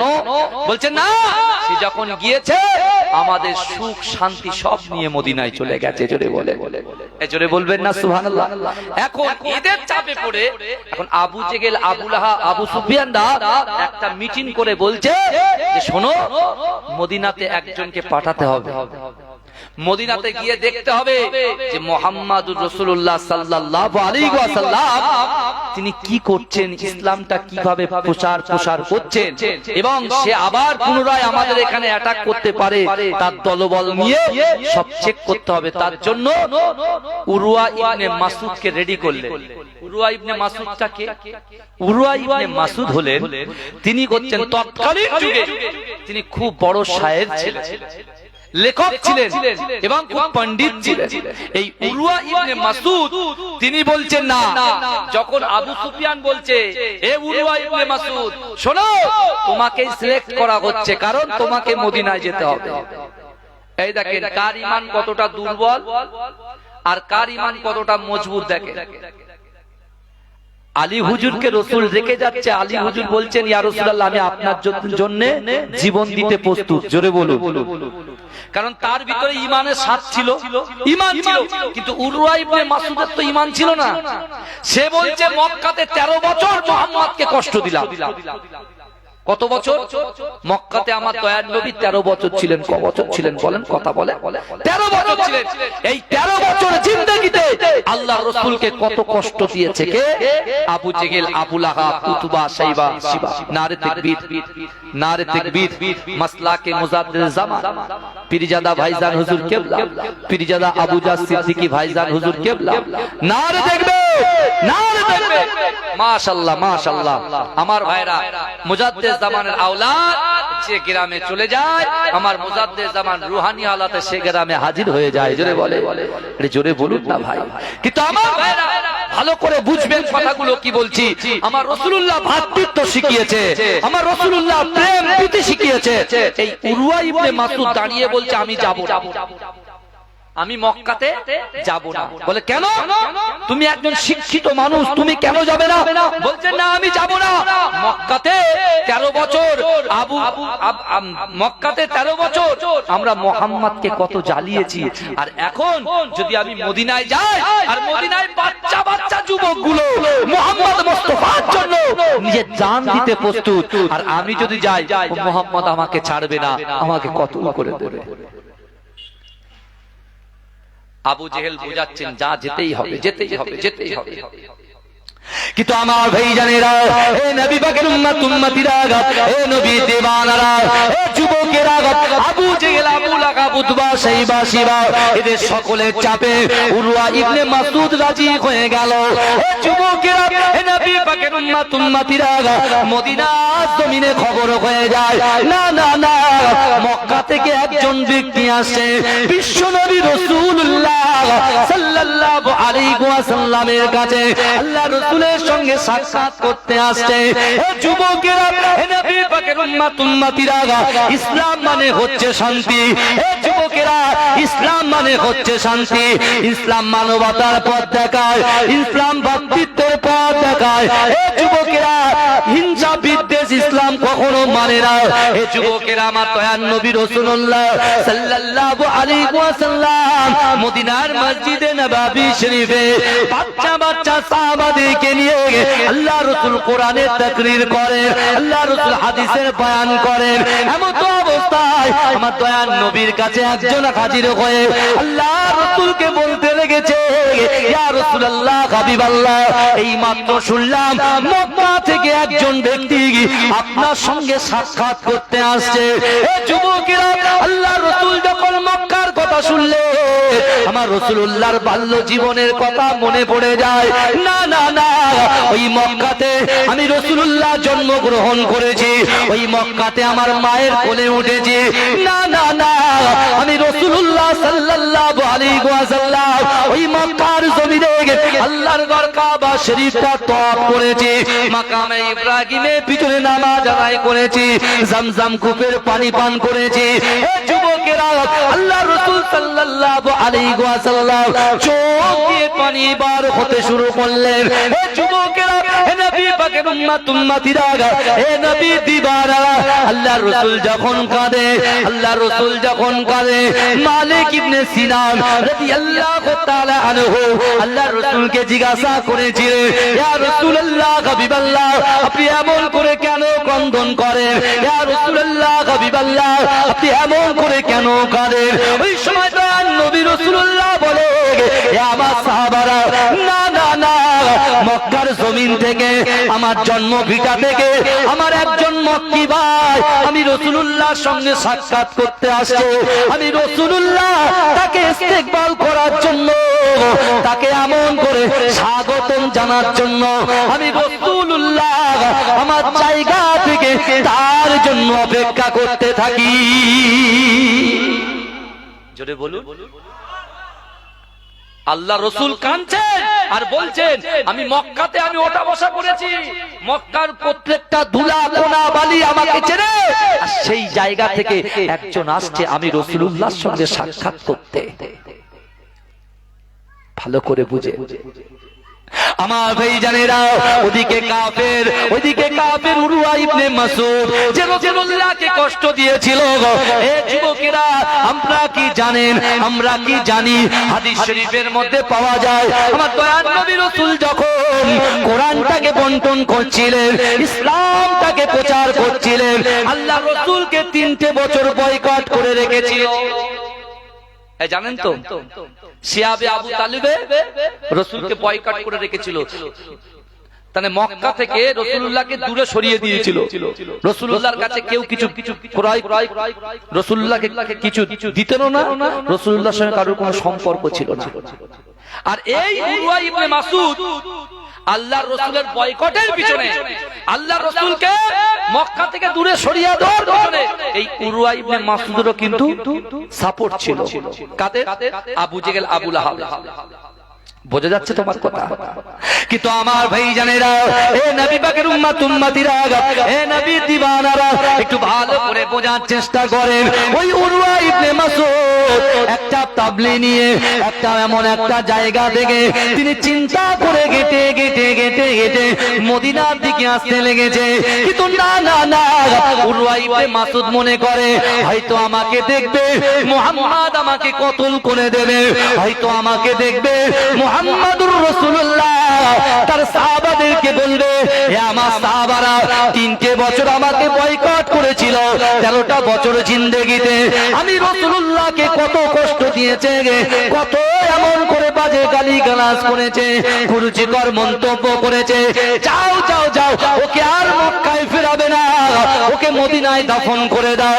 উরওয়া ইবনে মাসউদ এই সকল কথা চিন্তা করতে করতে মদিনার জমিনে যখন পদার্পণ করলেন, আমার দয়ার নবী রাসূলুল্লাহ সাল্লাল্লাহু আলাইহি ওয়াসাল্লাম উরওয়া ইবনে মাসউদকে দেখে আল্লাহর রাসূল দাঁড়িয়ে গিয়ে ছুটে গিয়ে উরওয়া ইবনে মাসউদকে জড়িয়ে ধরলেন। এই জোরে বলে, উরওয়া ইবনে মাসউদকে আল্লাহর রাসূল জড়িয়ে ধরে, উরওয়া ইবনে মাসউদকে আল্লাহর রাসূল বলছে, আবু জেহেল কেমন আছে, আবু লাহাব কেমন আছে, আবু সুফিয়ান কেমন আছে? এই শুনছেন? আল্লাহর রাসূলের আদর্শ দেখেন তো। এই আমার রাসূলুল্লাহর চরিত্রটা দেখেন, চরিত্রটা, ক্যারেক্টার দেখেন। আর আমাদের, আমরা মুসলমান, আমরা এক জায়গায় থাকবো, এক জায়গায় বসবো, এক জায়গায় খাবো, ওরে বাপ রে বাপ, ওটা ঠিক ঠিক কানেক্টই হচ্ছে না। কারণ কি? কারণ হচ্ছে আল্লাহর ভয়, রাসূলুল্লাহর মহাব্বত, নামাজ, শরিয়াত, দিন থেকে আমরা আস্তে আস্তে আস্তে আস্তে অনেক দূরে সরে যাচ্ছি। তাই আমার বাড়িতে অভাব, আমার স্ত্রীর সঙ্গে স্বামীর সম্পর্ক ঠিক নাই, স্বামীর সঙ্গে স্ত্রীর সম্পর্ক ঠিক নাই, সন্তানের সাথে বাপের সম্পর্ক ঠিক নাই, বাপের সাথে সন্তানের সম্পর্ক ঠিক নাই, বন্ধুর সঙ্গে বন্ধুরও ঠিক নাই। ভালো করে বুঝতে হবে। আজকে আমরা সবাই জান্নাতে যেতে চাই। জান্নাত কি আমাদের মামার বাড়ি নাকি? যে মামার বাড়ি কলিং বেল টিপলে দরজা খুলে দেবে আর আমরা টুক করে ঢুকে যাব? হ্যাঁ, আল্লাহ বলছে, বান্দা আমি আল্লাহ কোরআন দিয়েছি, কোরআন আমি যে আল্লাহ তোমাদের পরীক্ষা করব, পরীক্ষা নেওয়ার আগেই কোশ্চেন পেপার তোমাদের কাছে সার্ভ করে দিয়েছি। কোশ্চেন পেপার দিয়েছি, ওই কোশ্চেন দেখো, উত্তর আছে কোরআনের ভিতরে, ওই উত্তর দেখে দেখে তোমরা প্রস্তুতি নাও। কিয়ামতের মাঠে আমি আল্লাহর হাতে তারাজ্জু থাকবে, মিজানের পাল্লা থাকবে, ওই সময় কিন্তু 5টা প্রশ্ন করব, আর ওই 5টা প্রশ্নের পুরো জবাবটাই দেওয়া আছে কোরআনের ভিতরে। জোরে বলে, জোরে বলবেন না? এই দেখেন আল্লাহ কি বলবেন। আমার ভাই জানেরা, এ নবী পাকের উম্মত উম্মতিরা, এ নবীর দিওয়ানারা, আল্লাহর কোরআন জানিয়ে দিয়েছে, বান্দা আহাসিবান নাসু ওয়াইতরাকু আইয়াকুলু আমান্না ওয়া হুম লা ইফতানুন। এ যুবকেরা, এ নবী পাকের উম্মত উম্মতিরা, আল্লাহর কোরআন বলছে, বান্দা তোমরা যারা ঈমান এনেছো, তোমরা কি মনে করো আমি আল্লাহ তোমাদেরকে ছেড়ে দেব? ওয়া হুম লা ইফতানুন, আমি আল্লাহ কি তোমাদের পরীক্ষা করব না? এ যুবকেরা, এ নবী পাকের উম্মত উম্মতিরা, আল্লাহ অর্থ দিয়ে পরীক্ষা করবে, আল্লাহ ব্যবসা দিয়ে পরীক্ষা করবে, আল্লাহ যৌবন শক্তি দিয়ে পরীক্ষা করবে, আল্লাহ রূপ দিয়ে পরীক্ষা করবে, আল্লাহ রূপ না দিয়ে পরীক্ষা করবে, আল্লাহ সন্তান দিয়ে পরীক্ষা করবে, আল্লাহ স্ত্রী দিয়ে পরীক্ষা করবে, আল্লাহ পাক একজন বেদুইন বাদশাকে দিয়ে পরীক্ষা করবে। আমার বান্দা ওই বাদশাকে প্রতিহত করতে পারছে কিনা? যুবকেরা, নবী নবী পাকের উম্মত উম্মতিরা, এ নবী দিবানারা, একটু ভালো করে বোঝার চেষ্টা করেন। আল্লাহ রাসূলের কাছে যখন উরওয়া ইবনে মাসউদ যখন পৌঁছে গেল, এ যুবকেরা, উরওয়া ইবনে মাসউদ অবাক হয়ে যায় যে মুহাম্মদুর রাসূলুল্লাহ সাল্লাল্লাহু আলাইহি ওয়াসাল্লামকে 13টা বছর কষ্ট দিলাম, ঠিকভাবে ঘুমাতে দিলাম না, ঠিকভাবে খেতে দিলাম না, ঠিকভাবে ওঠা বসা করতে দিলাম না, আর সেই মুহাম্মদ মুস্তাফা মদিনাতে আমি উরওয়া ইবনে মাসউদ এসেছি। উরওয়া ইবনে মাসউদ বলছে না না, মুহাম্মদ তার নিজের গায়ের চাদরটা খুলে আমি উরওয়া ইবনে মাসউদের জন্য বিছিয়ে দিয়ে আমার হাতটা ধরে বলছে, ভাই ও উরওয়া ইবনে মাসউদ গো, তুমি অনেক ক্লান্ত, তুমি অনেক দূর থেকে এসেছো ভাই, তুমি আমার এই চাদরের উপরে বসে যাও। জোরে বলে। উরওয়া ইবনে মাসউদের ওই 13 বছরের যে রাসূলুল্লাহর কষ্ট দিয়েছিল, রাসূলুল্লাহর এই 2 থেকে 3 সেকেন্ডের যে ভালোবাসা, যে ইশি, যে মহব্বত রাসূল দেখিয়েছেন, যে মানবতা দেখিয়েছেন, এই যুবকেরা সাথে সাথে পাহাড় পাহাড় পরিমাণ শক্ত উরওয়া ইবনে মাসউদের কাল আল্লাহ গলিয়ে দিয়েছে। যদি বলে আল্লাহ কোরআনে কি বলছেন, ওয়াসারিউ ইলা মাগফিরাতিন মির রাব্বিকুম, অতি দ্রুত অগ্রসর হও, আমি আল্লাহ আমার ক্ষমা। বাবাজি বক্তব্য ঠিক আছে তো নাকি? আমার বাবাজি তাকবীর নারে তাকবীর, নারে তাকবীর। আমার ভাইরা ভালো করে বুঝে, এখন উরওয়া ইবনে মাসউদ বলছে 90 ডিগ্রি ঘুরে গেছে ওর মন। তখন বলছে যে মুহাম্মাদের ভয়ে আমি আসতে চাইছিলাম না, আর সেই মুহাম্মদ মুস্তাফা সাল্লাল্লাহু আলাইহি ওয়াসাল্লাম তিনি এমন করে আমাকে এত আপ্যায়ন করছে। উরওয়া ইবনে মাসউদ থাকতে না পেরে আমার দয়ার নবী রাসূলুল্লাহ সাল্লাল্লাহু আলাইহি ওয়াসাল্লামকে জড়িয়ে ধরবেন।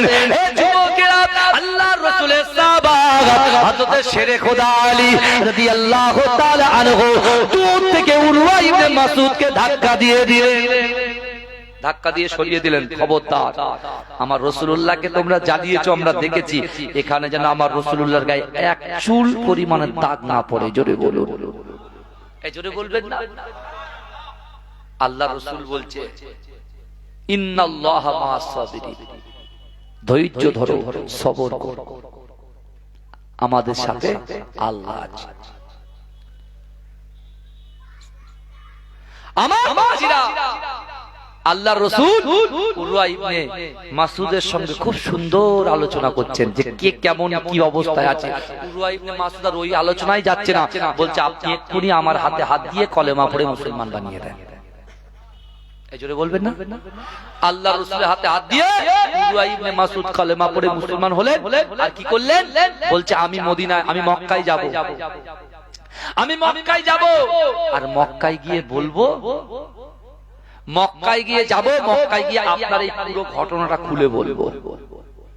কিন্তু আমার ভাই জানেরা, এ নবী পাকের উম্মত উম্মতিরা, এ নবী দেওয়ানারা, বিশ্ব নবী রাসূলুল্লাহ সাল্লাল্লাহু আলাইহি ওয়াসাল্লামের এক ফোঁটা রক্ত যখন বার হয়েছে, আল্লাহ রাসূল সাল্লাল্লাহু আলাইহি ওয়াসাল্লাম একজন সাহাবাকে ডাকলেন, ও বাবা জুবাইর, তুমি একটু আমার কাছে এসো। বাবা, ও যুবকেরা, উরওয়া ইবনে মাসউদ বসে আছে, আল্লাহ রাসূলের সাহাবাকে আল্লাহ রাসূল নিজের খুন মোবারকটা তার হাতে তুলে দিয়ে বলছে, বাবা সাহাবা, যাও যাও যাও, এই খুনটাকে তুমি দাফন করে দাও। এ যুবকেরা, এ নবী পাকের উম্মত উম্মতিরা, যে উরওয়া ইবনে মাসউদ আল্লাহ রাসূলকে 13 বছর কষ্ট দিয়েছে, ওই 13 বছরের জিন্দেগিতে সে এখানে বসে বসে মদিনার মসজিদে নববী শরীফে বসে বসে তিনি দেখছেন আল্লাহর রাসূলের ওই সাহাবাটা আল্লাহর রাসূলের খুন মোবারকটা নিয়ে টুক টুক টুক টুক করে গেটে গেটে আল্লাহর রাসূলের চোখের আড়ালে হয়ে সে আস্তে আস্তে সেই পেয়ালা থেকে খুনটা নিজে পান করে নিলেন। জোরে বলুন সুবহানাল্লাহ। এ যুবকেরা, উরওয়া ইবনে মাসউদ দেখে তো অবাক হয়ে যায়। আল্লাহর রাসূল যখন ওযু বানায়, এ যুবকেরা, ওই ওযুর পানিটা পর্যন্ত আল্লাহর রাসূলের সাহাবারা মাটিতে ফেলতে দেয় না। উরওয়া ইবনে মাসউদ সেটা দেখেছে। এ যুবকেরা, আল্লাহর রাসূল যখন ঘেমে যেতে, আল্লাহর রাসূলের সাহাবারা আল্লাহর রাসূলের গায়ে থেকে তার ঘাম মোবারক গুলো কে কে কে কে কে কে কে কে একটা শিশির বন্দি করে নিত। আল্লাহ রাসূল জিজ্ঞাসা করেছিল, হে আমার সাহাবারা কি ব্যাপার, তোমরা আমার ঘামটাকে এমন ভাবে কে কে কে কে নিচ্ছ কেন? ওই সময় সাহাবারা কাঁদতে কাঁদতে বলছে, ইয়া রাসূলুল্লাহ, ইয়া হাবিবাল্লাহ, হুজুর আপনার এই ঘাম মোবারকটা যদি আমি শিশির থেকে এক ফোঁটা গায়ে মেখে নিই, আমার গায়ে থেকে মেশকে আম্বরের খুশবু বার হয়ে যায়। জোরে বলে। উরওয়া ইবনে মাসউদ সব কিছু দেখেছে, শুনছেন তো? সব দেখেছে। সব দেখার পরে 3 দিন থাকার পরে রাসূলুল্লাহ তাকে আস্তে আস্তে মক্কার দিকে তার সাগরেদকে দিয়ে পাঠিয়ে দিচ্ছেন। যেই উরওয়া ইবনে মাসউদ মক্কাতে চলে গেলেন, আবু লাহাব, আবু সুফিয়ান, উতবা, সাইবা, মুগিরা, খালিদ এরা সকলে এক জায়গায় বসে বলছে, বল খবর বল। বলছে খবর আর কি, বেশি দিন আর বাকি নেই, তোমাদের রাজত্ব, তোমার চেয়ার কাত হয়ে যাবে, উল্টে যাবে, উল্টে যাবে। এ যুবকেরা, রাসূল যখন মক্কার জমিনে ছিল, ভালো করে বুঝবেন, আল্লাহ পাক জিবরাইলকে বলেছিল, জিবরাইল যাও আমার হাবিবুল্লাহর কাছে চলে যাও, আমার হাবিবুল্লাহকে গিয়ে বলো মক্কা যেন ছেড়ে মদিনায় চলে আসে। এখানে অনেক বড় ঘটনা আছে, আমি ওদিকে যাব না। আমি একটা নিয়ত নিয়ে একটা লাইন ধরছি, বুঝতে পারছেন? আমাকে তো কিছু দিতে হবে, আপনাদেরও কিছু নিয়ে যেতে হবে, তাই তো নাকি? আমল করলে আমিও লাভবান হব, আপনিও লাভবান হবেন, আপনার পরিবারও লাভবান হবে। এমনি তো এখন যারা বসে আছি কষ্ট সৃষ্ট করে এই জান্নাতের বাগানে বসে আছি, বিশ্বাস করুন যতক্ষণ বসে থাকবেন সন্ধ্যা থেকে নিয়ে আখিরি মোনাজাত পর্যন্ত যতক্ষণ বসে থাকবেন 10টা করে নেকি আপনার আমলনামায় অটোমেটিক আল্লাহ দিতে থাকবে। জোরে বলে। যে কটা কোরআনের আয়াত পড়বো, আলিফ হরফুন বা হরফুন তা হরফুন, প্রত্যেকটা হরফে হরফে 10টা করে দেখি আপনার আমলনামায় আল্লাহ লিপিবদ্ধ করে দেবে। জোরে বলে। আর এই গ্রামে আপনার সামনে পিছনে ডান দিকে বাদিকে যত কবরবাসীরা কবরে চলে গেছেন, তাদের বাড়ি থেকে যারা এই জান্নাতের বাগানে এসে বসে আছে, তার নাতি পুতি বৌমা ছেলে পুলে যারা আছে, এই আসে এসে বসার জন্য, বিশ্বাস করুন এখানে আপনারা বসার জন্য আমাদের বাড়ি থেকে যারা ইন্তেকাল করেছে তাদের কবরের ভিতরে আল্লাহ অটোমেটিক সওয়াব পৌঁছে দিচ্ছে। জোরে বলুন। জোরে বলবেন না? এমন সৎ সন্তান বাপ যদি রেখে যায়, আর বাপের চিন্তা করে মায়ের চিন্তা করে সন্তান যদি বসে যায়, আল্লাহ অটোমেটিক সব পৌঁছে দেয়। জোরে বলে। আমার ভাই জানেরা, হে নবী পাকের উম্মত উম্মতিরা, হে নবী দেওয়ানারা, আমার দয়ার নবী রাসূলুল্লাহ জিবরাইলকে বলেছিলেন, হে জিবরাইল, না না না, আমি মক্কা ছেড়ে মদিনায় যাব না। আল্লাহ পাক ওয়াদা করেছিল, হাবিবরে, না না না, মক্কা থেকে মদিনায় যাওয়াটা পুরোপুরি যাওয়া নয়। ও আমার নবী, আমার হাবিব, আমার দোস্ত, মক্কা থেকে ইয়াসরিব অর্থাৎ মদিনার জমিনে যাওয়াটা হচ্ছে টেম্পোরারি যাওয়া। জোরে বলে। বলছে মক্কা থেকে মদিনায় যাওয়াটা তো পুরোপুরি যাওয়া না, আমি অবশ্যই একদিন এই মক্কা বিজয় করাবো। জোরে বলে। জোরে বলেন। এই রাসূলুল্লাহ 13 বছর জিন্দেগিতে মক্কার জমিনে 314 জন তার হাতে হাত দিয়ে কলেমা পড়ে মুসলমান হয়েছিল। কিন্তু এই যুবকেরা, আমার রাসূল যখন মদিনায় গিয়েছে, মদিনায় 1 বছর 2 বছর মাত্র 8 বছর মদিনায় থাকাকালীন রাসূল 10,000 সাহাবাদেরকে নিয়ে এই মক্কা বিজয় করেছিল। জোরে বলুন সুবহানাল্লাহ। এই উরওয়া ইবনে মাসউদ গিয়ে বলেছিল যে তোমাদের নেতা গিরি সব ছুটিয়ে ফেলবে, কারণ ওখানে গিয়ে যা দেখলাম, ওরে বাপ রে বাপ, কি আদর্শ! যদি কেউ কাউকে মারে তাকে দ্বিতীয়বার আঘাত করা হয় না, তাকে সুন্দর করে বুঝিয়ে ইসলামের মধ্যে দাখিল করানো হয়। জোরে বলুন। আমার ভাই জানেরা, হে নবী পাকের উম্মত উম্মতিরা, হে নবী দেওয়ানারা, বিশ্ব নবী রাসূলুল্লাহ তার উম্মতকে কত মহব্বত করে, তার উম্মতকে কত ভালোবাসে। হে যুবকেরা, আমার রাসূল আমাদের কাছে কি আশা করেন জানেন? আমার দয়ার নবী আমাদের কাছে আশা করে, আমার উম্মত সঠিক টাইমে নামাজ আদায় করো, আমার উম্মত সঠিক টাইমে কোরআন তেলাওয়াত করো, আমার উম্মত সঠিক টাইমে দ্বীনের কাজ করো, আমার উম্মত সারা জীবনটা হালাল হালাল বেঁচে খাক। এ যুবকেরা, হে নবী পাকের উম্মত উম্মতিরা বিশ্ব নবী রাসূলুল্লাহ সাল্লাল্লাহু আলাইহি ওয়াসাল্লাম মদিনার মসজিদে নববী শরীফে সাহাবাদেরকে বলেছিলেন, হে আমার সাহাবারা, আমি রাসূলুল্লাহ তোমাদেরকে জানিয়ে দিলাম, লা ইউমিনু আহাদুকুম হাত্তা আকুনা আহাব্বা ইলাইহি মিন ওয়ালিদিহি ওয়া ওয়ালাদিহি ওয়ান নাসি আজমাইন। হে আমার সাহাবারা, তোমরা ততক্ষণ পর্যন্ত পূর্ণ ঈমানদার হতে পারবে না যতক্ষণ পর্যন্ত তোমাদের পিতা মাতা, আত্মীয় স্বজন, তোমার সন্তান সন্ততি, স্ত্রী পুত্র কন্যা, তোমার পড়োশী গ্রামবাসী সকলের থেকে আমি রাসূলুল্লাহকে যদি মহব্বত করতে পারো তাহলে তোমরা হবে ঈমানদার। এজন্য বলে এই কথাগুলো রাসূল যখন বলছে, এ যুবকেরা বিশ্বাস করে আল্লাহর রাসূলের একজন সাহাবা, যে সাহাবার বয়স হয়েছিল 350 বছর। কত বছর বয়স পেয়েছিলেন? 350 বছর। যার নাম হচ্ছে হযরত সালমান ফারসি রাদিয়াল্লাহু তাআলা আনহু। জোরে বলবেন না? এটা জোরে বলা যাবে? সালমান ফারসি রাদিয়াল্লাহু তাআলা আনহু। এই সালমান ফারসি এক সময় ছিল খ্রিস্টান, বুঝলেন না? একটা সময়ে এক একটা ধর্ম তিনি গিয়ে দেখছেন যে কোন ধর্মের ভিতরে শান্তি আছে। এই শুনছেন তো? একদিন তিনি তাওরাত কিতাব পড়ছেন। তাওরাত কিতাব পড়তে পড়তে পড়তে পড়তে তিনি দেখছেন যে মদিনার জমিনে এমন একজন মহামানবের আগমন হবে যার পিঠের মাঝখানে মোহরে নবুয়ত থাকবে। তার ফেস দেখলে মানুষের কড়া দিল নরম হয়ে যাবে এবং সেই মহামানবের হাতে যে হাত দেবে আল্লাহ তার ডাইরেক্ট জান্নাত পৌঁছে দেবে। জোরে বলবেন না? আর তার আদর্শ, যদি কোনো মানুষ তার কাছে যায় সে কখনো তাকে খালি হাতে ফেরেন না, কিছু না কিছু উপঢৌকন তাকে দিয়ে থাকে। জোরে বলে। আল্লাহ যেমন রাসূলুল্লাহকে মেরাজে ডেকে উপঢৌকন দিয়েছিল, পুরস্কার দিয়েছিল। কি পুরস্কার বলেন? বাবাজি বলেন, আকিমুস সালাত, নামাজ দিয়েছিল। নামাজ দিয়েছিল, উপঢৌকন দিয়েছিল।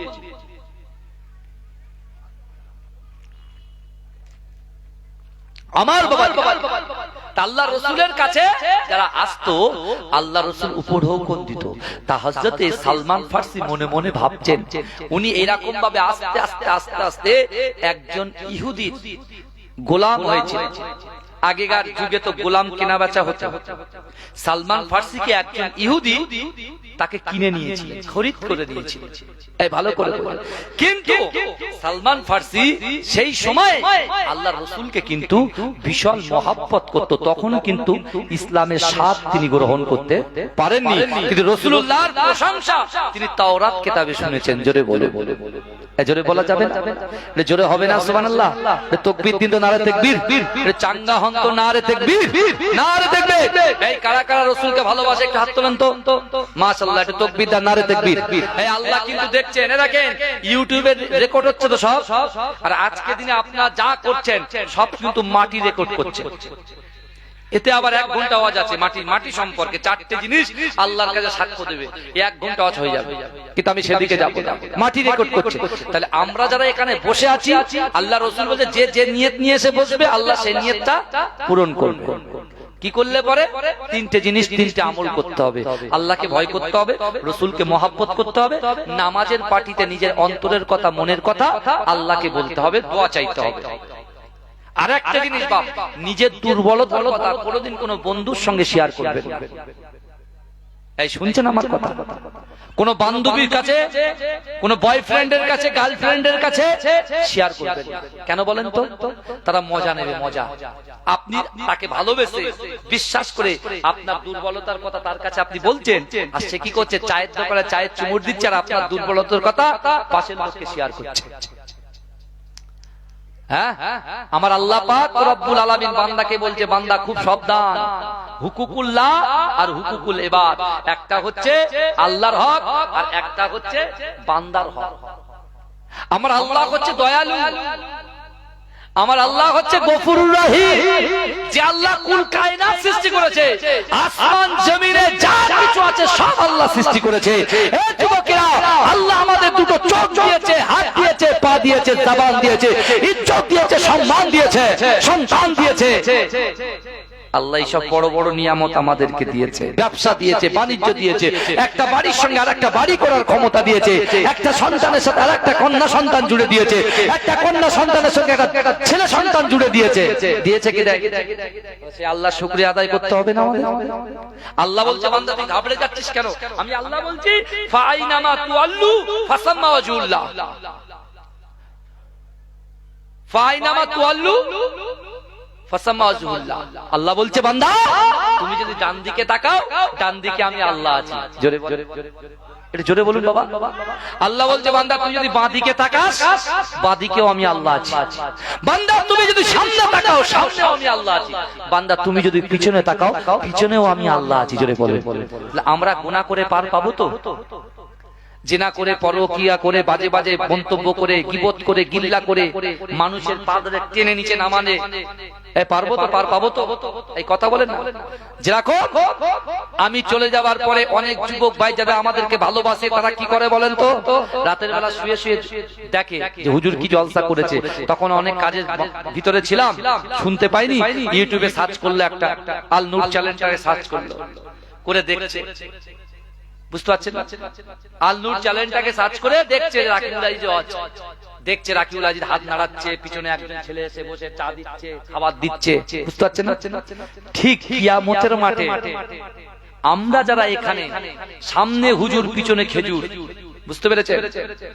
আমরা যারা এখানে ভালো করে বুঝবেন, আমরা যারা অভিনয় করে যাচ্ছি, বিশ্বাস করেন এটা কিন্তু আল্লাহর দরবারে ঠিক কাঁচের মতো পরিষ্কার। যেমন ভিডিও দেখছে সবকিছু দেখতে পাবেন। শোনা যাচ্ছে আমার কথা? তাই আল্লাহ আমাদেরকে কোরআনের মধ্যে বলে দিচ্ছেন বান্দা ওয়ালিমান খাফা মাকামা রাব্বিহি জান্নাতান। জোরে বলুন, এই জোরে বলেন না সুবহানাল্লাহ। আল্লাহ বলছে বান্দা কাল কিয়ামতের মাঠে আমি আল্লাহর সামনে দাঁড়ানোকে যে ভয় করবে, দুনিয়ার নেতার ভয় করবেন? এই শোনেন না কথা বলে, মোদির ভয় করবেন? ও কি করবে? কিচ্ছু করতে পারবে না। আপনি যদি আল্লাহর হয়ে যান, আল্লাহ যদি আপনার হয়ে যায়, এই আমরা একটা কোরআনে আয়াত শুনি না, ফাজকুরুনি আযকুরকুম ওয়াশকুরুলি ওয়ালা তাকফুরুন। আল্লাহ বলছে বান্দা তোরা আমাকে স্মরণ কর, আমি আল্লাহ তোদেরকে স্মরণ করব। এর অনেক ব্যাখ্যা আছে, এর অনেক মানে আছে। কি আল্লাহ যদি তোরা যদি আমার হাত ধরিস, আমি আল্লাহ তোদের হাত ধরবো। জোরে বলেন। আল্লাহ বলে তোরা যদি আমার কাজ করে দিস, আমি আল্লাহর ওয়াদা, আমি আল্লাহর জিনিসগুলো মান্যতা দিস, আমি আল্লাহকে যদি তোরা ধরিস, আমি আল্লাহর জিনিসগুলো তোরা যদি ধরতে পারিস, আমি আল্লাহ তোদের জিনিসগুলো ধরে দেবো। যা জোরে বলুন না সুবহানাল্লাহ। আল্লাহ বলে তোরা যদি আমার কথা মেনে চলিস, আর আমি আল্লাহ বলছি তুই জবান থেকে যে কথাটা খসিয়ে দিবি, নামাজের মাসাল্লাহ আল্লাহকে ভয় করে, রাসূলকে মহব্বত করে, আমি আল্লাহ তোর অসম্ভব জিনিসগুলোকে সম্ভব করে দেবো। জোরে বল, জোরে বল। তাহলে সবাই আমরা রাসূলকে ভালোবাসি তো? তাহলে আমি যখন একটু হাত তুলবো, আপনারা হাত তুলবেন। শুধু হাত তুললে হবে না, জোরে সুবহানাল্লাহ বলতে হবে। পারবেন তো নাকি? পারবেন তো? ওরে ও ভূমি মদিনার ভূমি, ওরে ও মাটি মদিনার মাটি, দুই দিকে দুই সাথী হায়, বিছখানে আমার নবী জিন্দা শুয়ে রায়। জোরে বলে, এমন জোরে সুবহানাল্লাহ বলবেন যারা বাড়িতে বসে শর্মিন্দায় লজ্জায় যেন এখানে চলে আসে। দুটো পীরের আওলাদ এসে বসে আছে আপনাদের জন্য, অত সহজ নয়। হ্যাঁ, আল্লাহ রাসূলের ডান দিকে শুয়ে আছেন হযরত আবু বকর সিদ্দিক, আর একদিকে শুয়ে আছেন হযরত ওমর ফারুক, আর রাসূল আমার মদিনা শরীফে জিন্দা শুয়ে আছে। জোরে বলে, পিছনের ভাইরা বলছে জোরে বলে। ওরে ও ভূমি মদিনার ভূমি, ওরে ও মাটি মদিনার মাটি, দুই দিকে দুই সাথী হায়, বিছখানে আমার নবী জিন্দা শুয়ে রায়। রওজাতে শুয়ে নবী কাঁদে যারে যার, পাপে ভরা গোনায় ভরা উম্মত আমার। কিয়ামত দিনে নবী করবেন যে রোনা জারি, কিয়ামত দিনে নবী করবেন যে রোনা জারি, আল্লাহর দরবারে নবী পড়ে সেজদায়। মাঝখানে আমার নবী জিন্দা শুয়ে রয় আল্লাহুম্মা সাল্লি আলা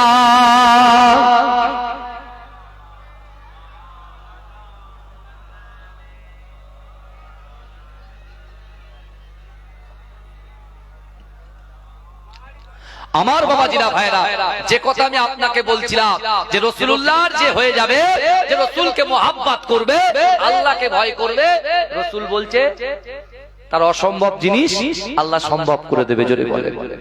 তো হযরত সালমান ফারসি রাদিয়াল্লাহু তাআলা আনহু যে ইহুদির কাছে তিনি গোলাম হয়ে আছে, সেই ইহুদি রাসূলুল্লাহ সাল্লাল্লাহু আলাইহি ওয়াসাল্লামের একেবারে বড় দুশমন, আল্লাহর রাসূলের দুশমন। সে দৈনন্দিন তার কাজ হলো তার বিশাল বড় বড় খেজুরের বাগান, আর সেই খেজুরের বাগানে আল্লাহর রাসূলের এই সাহাবা, তখন কিন্তু সাহাবা হয়নি, সালমান ফারসি সারা দিন ফজর থেকে নিয়ে এশা পর্যন্ত কাজ করবে। তাকে কাজ করিয়ে করিয়ে করিয়ে একেবারে শেষে যখন একটু বেডে গিয়ে ঘুমাবে, তখন তাই সেই ইহুদির কাজ হলো আল্লাহর রাসূলের শানে, আল্লাহর রাসূলুল্লাহর শানে সে সালমান ফারসির সামনে বাজে বাজে কুরুচিকর মন্তব্য, বাজে বাজে কথা বলতে শুরু করে দেয়। তাই শুনছেন তো আপনারা? কিন্তু সালমান ফারসি সে সব কিছু মেনে নেয়, তাকেও খুব কষ্ট দেয়, আর তার উপরে আল্লাহর রাসূলের শানে বিয়াদবি করে। যেমন আমাদের মধুবাবু এখন বিয়াদবি করছে, এই বুঝতে পেরেছেন? মোদি বাবু বিয়াদবি করছো, ঠান্ডা হয়ে যাবে খুব তাড়াতাড়ি, বুঝতে পেরেছেন? ঠান্ডা করে দেবে আল্লাহ। আরে কোথায় গেল নমরুদ, কোথায় গেল হামান, কোথায় গেল কারুন, কোথায় গেল সাদ্দাত, কোথায় গেল ফিরাউন? আজ মিশরের মিউজিয়ামে আল্লাহ পাক ফিরাউনের লাশকে একটা টাটকা রেখেছে। কথা ঠিক না ভুল বলেন? সেখান থেকেও শিক্ষা দেয় না। কারণ কি বলেন তো?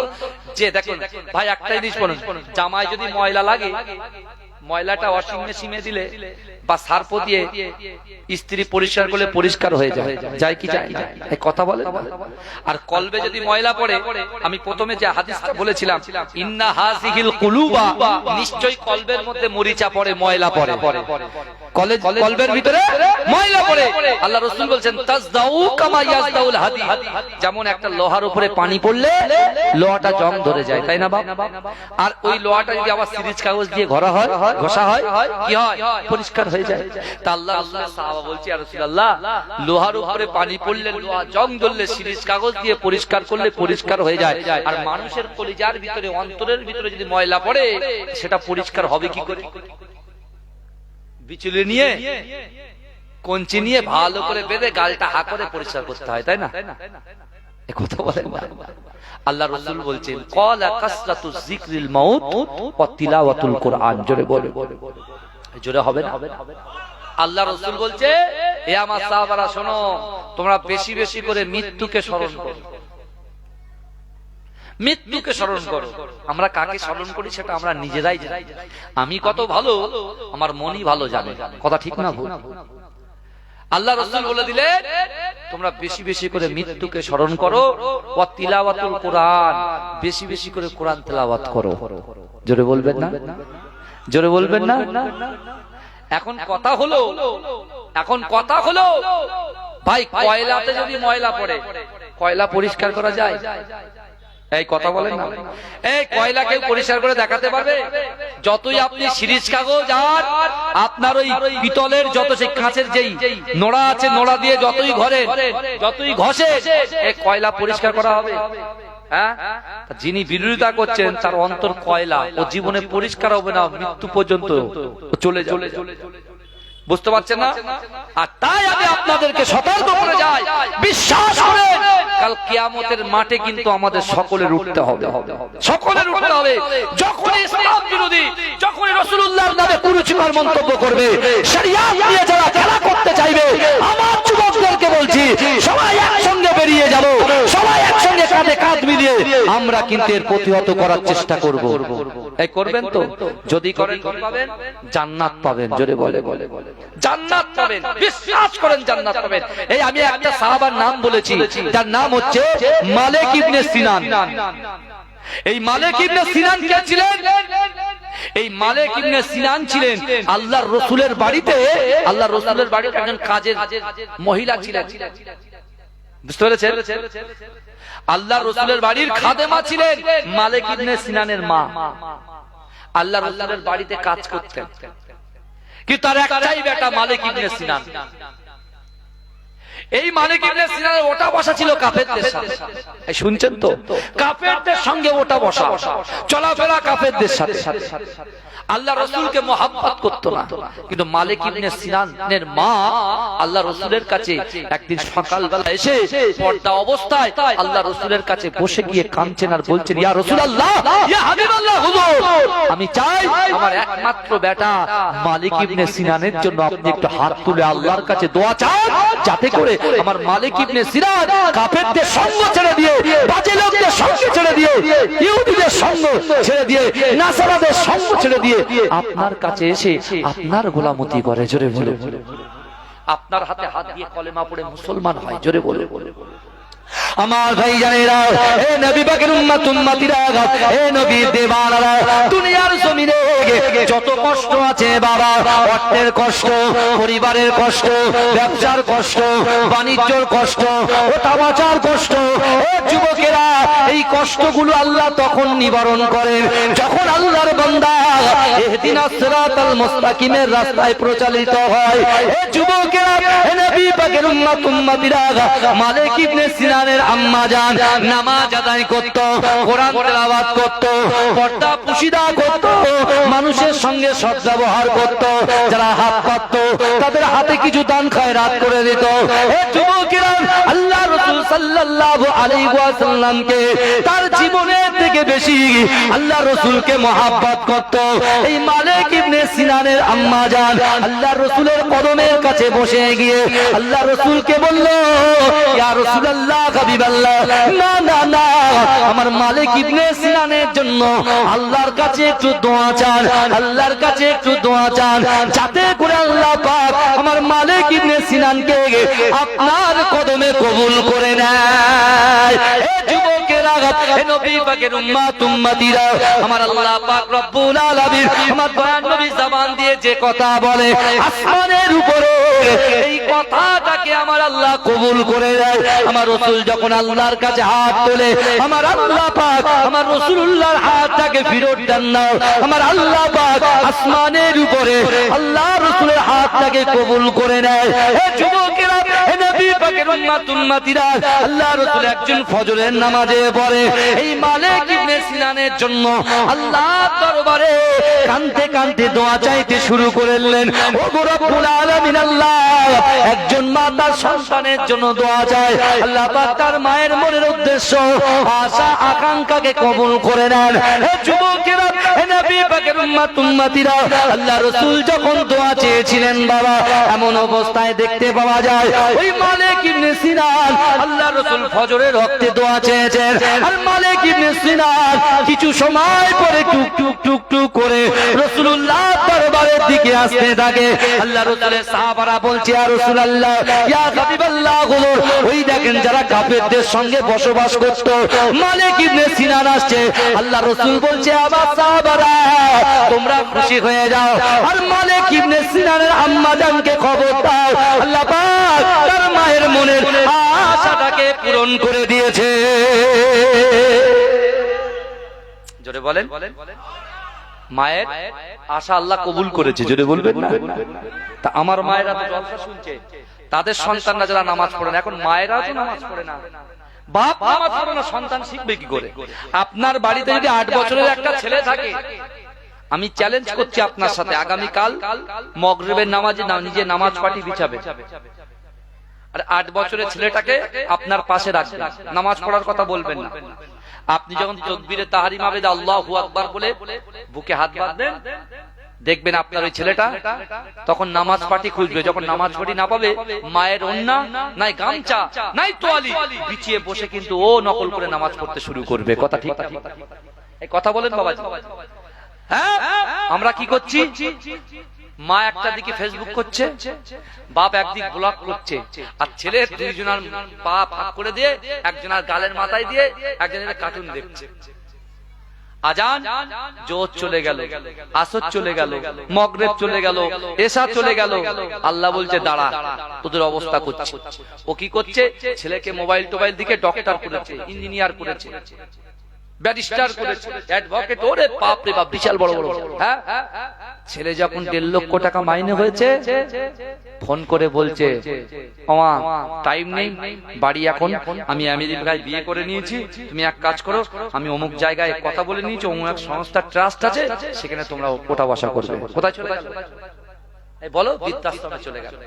আর আপনি যদি আপনার ওই ছেলেটাকে বাপের মহব্বত শেখান, মায়ের মহব্বত কাকে বলে শেখান, আপনার বৃদ্ধ মা বসে আছে ঘরে, আপনি খাচ্ছেন, আপনার ছেলেটার হাতে নিন আর প্লেটটা নিন, নিয়ে মায়ের গালে তুলে তুলে খাওয়ান, বাপের গালে তুলে তুলে খাওয়ান।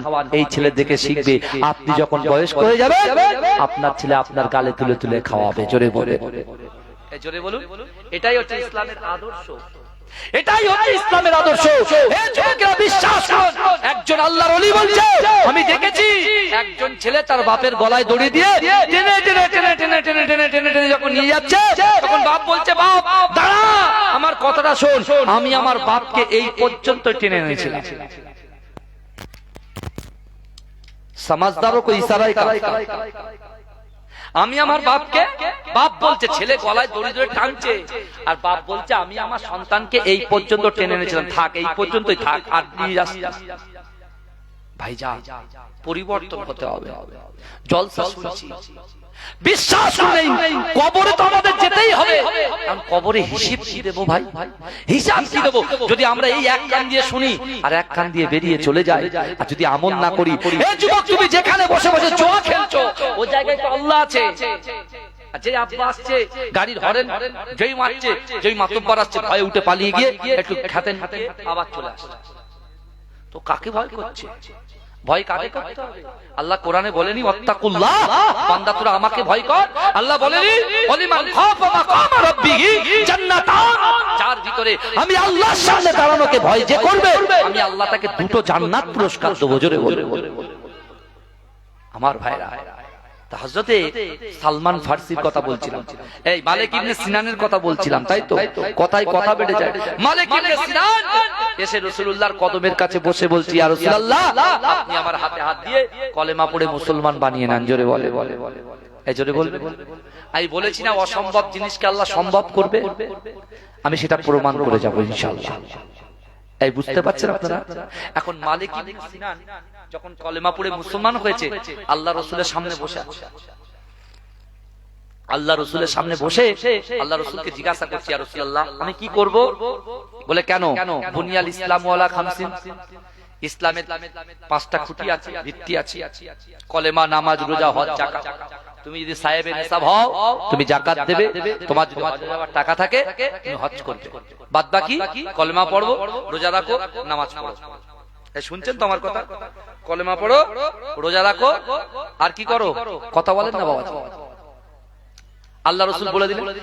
এখন মালিক ইবনে সিনান বলছে, ইয়া রাসূলুল্লাহ আমি তো, আপনি আমাকে বললেন এটা শরিয়াত, ঠিক আছে, কিন্তু এখন আপনি কি করবেন? আল্লাহ রাসূল বলছে আমি জিহাদে যাব। শুনছেন তো? বলছে জিহাদে যাব। তখন মালিক ইবনে সিনান বলছে, ইয়া রাসূলুল্লাহ আপনি জিহাদে যাবেন আর আমি কলেমা, নামাজ, রোজা, হজ, যাকাত বাড়িতে বসে করব? এটা জীবনে হবে না, কারণ আপনার সাথে আমি মালিক ইবনে সিনানও জিহাদে যেতে চাই। জোরে বলে। তাও কেমন যাব? আপনি থাকবেন পিছনে, আমি থাকবো সামনে, কাফেররা মারবে আগে আমার, তারপরে আপনার, অর্থাৎ আপনার জন্য আমি আমার জীবন দিতে প্রস্তুত। জোরে বলে। আল্লাহ কি পুরস্কার দিচ্ছে দেখেন, এই ওয়াজ বোঝা যাচ্ছে তো নাকি? আল্লাহ কি পুরস্কার দিচ্ছে দেখেন। এইগুলো, এই কথাগুলো যদি না বোঝেন, ঈমানি পাওয়ার আসবে কোথা থেকে? আমি বুঝবো কি করে? এই কথা বলেন না। ইমামে আহমদ ইবনে হাম্বল 4 ইমামের এক ইমাম। এ বাবাজি ভালো করে শুনুন, এই 4 ইমামের এক ইমাম ইমামে আহমদ ইবনে হাম্বল, তিনি একবার নয়, দুবার নয়, আমার রাসূলুল্লাহকে 99 থেকে 100 বার স্বপ্নে দেখেছে। যদি বলে কেন দেখেছে, কি করে দেখেছে? যে মুসনাদে আমাদের হাদিস, এই মুসনাদে আমাদের হাদিস তিনি বলছেন হুরিমাতুল জান্নাতু আলা আমবিয়াই হাত্তা আদখুলাহা, হুরিমাতুল জান্নাতু আলা উমামি হাত্তা তাদখুলাহা। এই মুসনাদে আমাদের হাদিস, যিনি এই মুসনাদে আমাদের সংকলক,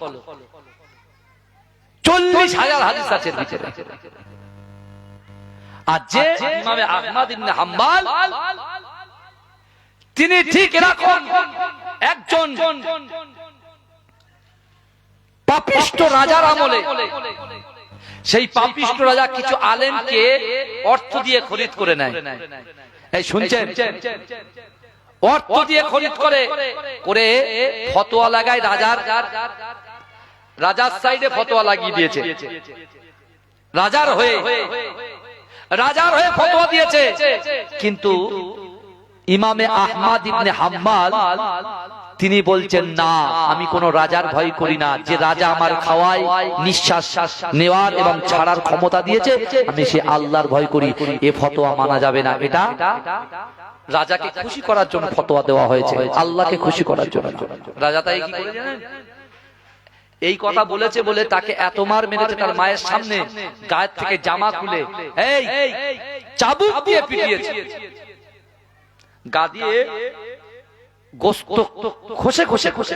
এই শুনছেন, তারপরেও তিনি ঈমান থেকে এক চুল পরিমাণ এদিক ওদিক হয়। জোরে বলবেন না, জোরে বলবেন না। তা ঠিক ভালো করে বোঝেন। এদিকে মালিক ইবনে সিনান আল্লাহ রাসূলকে বলছে আমি যুদ্ধে যাব। তা আল্লাহ রাসূল বলছে ঠিক আছে তুমি যাবে। তা মালিক ইবনে সিনানের মাকে গিয়ে বলছে আম্মা জান, একটা সুযোগ এসেছে মা, আপনি একটু দোয়া করেন, আল্লাহ রাসূলের সঙ্গে আমি যুদ্ধ করতে যাব। জোরে বলবেন না, জোরে বলা যাবে না সুবহানাল্লাহ। মালিক ইবনে সিনান যুদ্ধ করতে রাসূলুল্লাহর সঙ্গে বেরিয়ে গেছে, যুদ্ধ করতে করতে করতে করতে ও একের পর একটা লোককে পুরো জাহান্নামে পাঠাচ্ছে। দিতে দিতে হঠাৎ করে মালিক ইবনে সিনান খবর হয়ে গেল যে মালিক ইবনে সিনান ইন্তেকাল করেছে, শহীদ হয়ে গেছে। মায়ের একজন বাচ্চা, একটা ছেলে, মালিক ইবনে সিনান শহীদ হয়ে গেছে। আমার ভাই জানেরা, হে নবী পাকের উম্মত উম্মতিরা, হে নবী দেওয়ানারা, বিশ্ব নবী রাসূলুল্লাহ সাল্লাল্লাহু আলাইহি ওয়াসাল্লাম এমন করে তার কর্মগরে যখন চলে আসে, না না না, যে মালিক ইবনে সিনান আমি রাসূলুল্লাহর হাতে কলেমা পড়ে মুসলমান হয়েছে, আমি রাসূলুল্লাহর মহব্বতে ভালোবাসায় যে কিনা শহীদ হয়ে গেছে। হে যুবকেরা, যুদ্ধ শেষ হয়ে যাবার পরে আবার যখন বাড়িতে ফিরছেন, একে একে সাহাবারা যখন ফিরে আসছেন, বিশ্বনবী রাসূলুল্লাহ যখন মদিনায় ফিরে আসে, হে যুবকেরা, মালিক ইবনে সিনানের আম্মা জান তিনি দাঁড়িয়ে আছেন, আল্লাহ রাসূলকে সালাম দিয়ে কাঁদতে কাঁদতে বলছে ইয়া রাসূলুল্লাহ, ইয়া হাবিবাল্লাহ, হুজুর আমার একমাত্র ছেলে আমার সোনা মানিকটা কোথায়, যে সোনা মানিক বহুদিন ধরে আমার কোলে আসে না, তার গালে চুমা দেওয়া হয় না। ইয়া রাসূলুল্লাহ, হাবিবাল্লাহ, আমার ওই মালিক ইবনে সিনান কোথায় গেল, আমার মালিক ইবনে সিনান কখন আসবে? এ যুবকেরা, আল্লাহ রাসূল চিন্তা করে, না না না, মালিক ইবনে সিনানের আম্মা জান বয়স্ক একজন নারী, তার সামনে যদি তার সন্তানের শহীদ হওয়ার কথাটা মায়ের সঙ্গে প্রকাশ করি, মা হয়তো সহ্য করতে পারবে না, মা যখনও হার্ট অ্যাটাক হয়ে যেতে পারে। হে যুবকেরা, হে নবী পাকের উম্মত উম্মতিরা, আল্লাহ রাসূল সাল্লাল্লাহু আলাইহি ওয়াসাল্লাম মালিক ইবনে সিনানের আম্মা জানকে বললাম, মা জান, না না না, আপনি চিন্তা করবেন না, আমি রাসূলুল্লাহ জানিয়ে দিলাম, ইন্নাল্লাহা মা'আস সাবিরিন, আপনি এই জায়গায় দাঁড়িয়ে সবর করেন, ধৈর্য ধরেন, আমার পিছনে আমার আবু বকর আসছে, ওই আবু বকরকে আপনি জিজ্ঞাসা করেন, আপনার সন্তানের কথা বলে দেবে। হে যুবকেরা, বিশ্বনবী এই কথা বলে ওখান থেকে চলে গেলেন। আমার ভাইজানেরা, এই নবী পাকের উম্মত উম্মতিরা, মালিক ইবনে সিনানের আম্মা জান এমন করে দাঁড়িয়ে আছে, আল্লাহর রাসূলের সাহাবা সিদ্দিক আকবরকে বলছে, ও সিদ্দিক আকবর, বলো বলো বলো, আমার সন্তান মালিক ইবনে সিনান কোথায়? বলছেন না না না, আপনি কি রাসূলুল্লাহকে জিজ্ঞাসা করেননি? বলে আমি রাসূলকে জিজ্ঞাসা করেছি, আমার রাসূল বলেছে না না, আমার আবু বকরকে জিজ্ঞাসা করো। হে যুবকেরা, হে নবী পাকের উম্মত উম্মতিরা, মালিক ইবনে সিনানের কথা যখন বলা হলো, হে যুবকেরা, ওই সময় মালিক ইবনে সিনানের আম্মা জানকে আবু বকর চিন্তা করে দেখে, না না না, আমার বিশ্ব নবী রাসূলুল্লাহ মৃত্যুর সংবাদটা দেয়নি, শহীদের সংবাদটা দেয়নি, না না না, আমি কেমন কেমন করে দেব? ওই সময় আবু বকর বলেছিল, না না না, আপনারা এমন করেও আপনি দাঁড়িয়ে থাকেন, আপনার সন্তান ঠিক আপনার কাছে হাজির হয়ে যাবে। জোরে বলে নারে তাকবীর, নারে তাকবীর, মাসলাকে মুজাদ্দিদ জামান। মাশাআল্লাহ মাশাআল্লাহ। আমার ভাই আল্লাহ রাসূল আসেন ভাইজান, আমার খুব মহব্বতের ভাই, বুঝলেন ভাইজান হুজুর কেবলা ইনশাআল্লাহ আসবেন। আর প্রত্যেকদিন তো জলসা, এবারে আবার ভাইজান হুজুর কেবলা হজ পাকে যাওয়ার নিয়ত করেছে আলহামদুলিল্লাহ। আপনারা সকলে দোয়া করবেন ভাইয়ের জন্য। আমি গুনাহগার এসেছি, আপনারা খুশি তো নাকি? এই কথা বলেন না? হ্যাঁ, আমিও আপনাদের উপরে খুশি। যে কটা আমার জন্য বসেছিল আলহামদুলিল্লাহ আমি খুব খুশি। আমি দোয়া করি আল্লাহ এই গ্রামটাকে কবুল করেন, আর এই গ্রাম থেকে আসমানি ওয়ালা আসমানে তুলে নেন, জমিনে ওয়ালা জমিনে দাফন করে দেন। বলুন না আল্লাহুম্মা আমিন। বলবেন আল্লাহুম্মা আমিন। তাকবীর দেন, নারে তাকবীর, নারে তাকবীর। মাসলাকে মুজাদ্দিদ জামান, মুজাদ্দিদ জামানের হক সিলসিলা পীরজাদা আবু জাহ সিদ্দিকী ভাইজান হুজুর কেবলা, নারে তাকবীর। ভাইজান যেহেতু পাশে মাওলানা সাহেব এসে গেছেন, আমি আর লম্বা চওড়া করব না। ওমা তৌফিকি ইল্লা বিল্লাহ। আসসালামু আলাইকুম ওয়া রাহমাতুল্লাহি ওয়া বারাকাতুহু। দুরূদ শরীফ আল্লাহুম্মা সাল্লি আলা।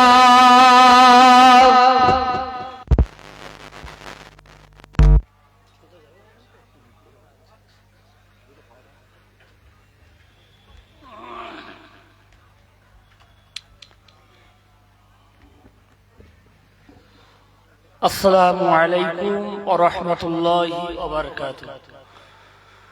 أعوذ بالله من الشيطان الرجيم. بسم الله الرحمن الرحيم. نحمده ونصلي على رسوله الكريم. أما بعد، فقد قال الله تعالى في كلامه المجيد وفي الفرقان الحميد. بسم الله الرحمن الرحيم. إن الله وملائكته يصلون على النبي يا أيها الذين آمنوا صلوا عليه وسلموا تسليما. اللهم صل على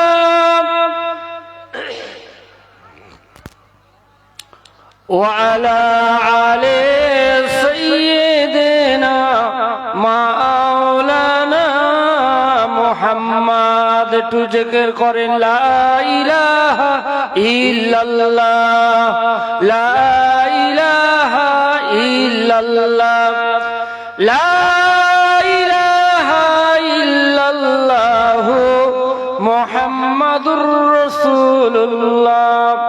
আসমানের মালিক তুমি আল্লাহ, জমিনের মালিক তুমি আল্লাহ, বান্দা আমরা আল্লাহর উম্মত, আমরা রাসূলুল্লাহর। বলো লা ইলাহা ইল্লাল্লাহ, লা ইলাহা ইল্লাল্লাহ, লা ইলাহা ইল্লাল্লাহ মুহাম্মাদুর রাসূলুল্লাহ সাল্লাল্লাহু আলাইহি ওয়াসাল্লাম। মহাসম্মানীয় আজকের সভার সভাপতি সাহেব ও মহাসম্মানীয় সুদূর ফুরফুরা শরীফ থেকে আগত ভাইজান হুজুর কেবলা, আওলাদে মুজাদ্দিদে জামান ও আমার নামাজি সমাজি আল্লাহওয়ালা পরেজগার ভাই ও বাবাজিরা, আল্লাহ পাকের মুবারক মঞ্জুর যে আল্লাহ পাক রব্বুল আলামিন আজকে আমাদেরকে একত্রিত ভাবে বসিয়ে কিছু কোরআন ও হাদিসের ওয়াজ নসিহত শুনবার এবং বুঝবার তৌফিক দান করেছেন। বলুন সকলেই আলহামদুলিল্লাহ। সাথে সাথে যিনি আমার আপনার নবী, দিন দুনিয়ার বাদশা, বাদশা দিগের বাদশা, নেতা দিগের নেতা হাবিবুল্লাহ বিশ্ব নবী মুহাম্মদুর রাসূলুল্লাহ সাল্লাল্লাহু আলাইহি ওয়াসাল্লাম তানার দরবারে লাখ লাখ কোটি কোটি দরুদ ও সালাম। সকলেই বলুন সাল্লাল্লাহু আলাইহি ওয়াসাল্লাম। যাইবা হোক, আল্লাহ পাক রব্বুল আলামিন আমাকে আপনাকে এমন একটা মজলিসে বসিয়েছেন যে মজলিস সম্পর্কে বিশ্বনবী মুহাম্মদুর রাসূলুল্লাহ সাল্লাল্লাহু আলাইহি ওয়াসাল্লাম বলেছেন, মাজালিসুল কুরআন মাজালিসুল্লাহ। আল্লাহর নবী বললেন যে মজলিসটা কোরআনের মজলিস, সেই মজলিসটা হচ্ছে আমার আল্লাহর মজলিস। জোরে বলুন সুবহানাল্লাহ।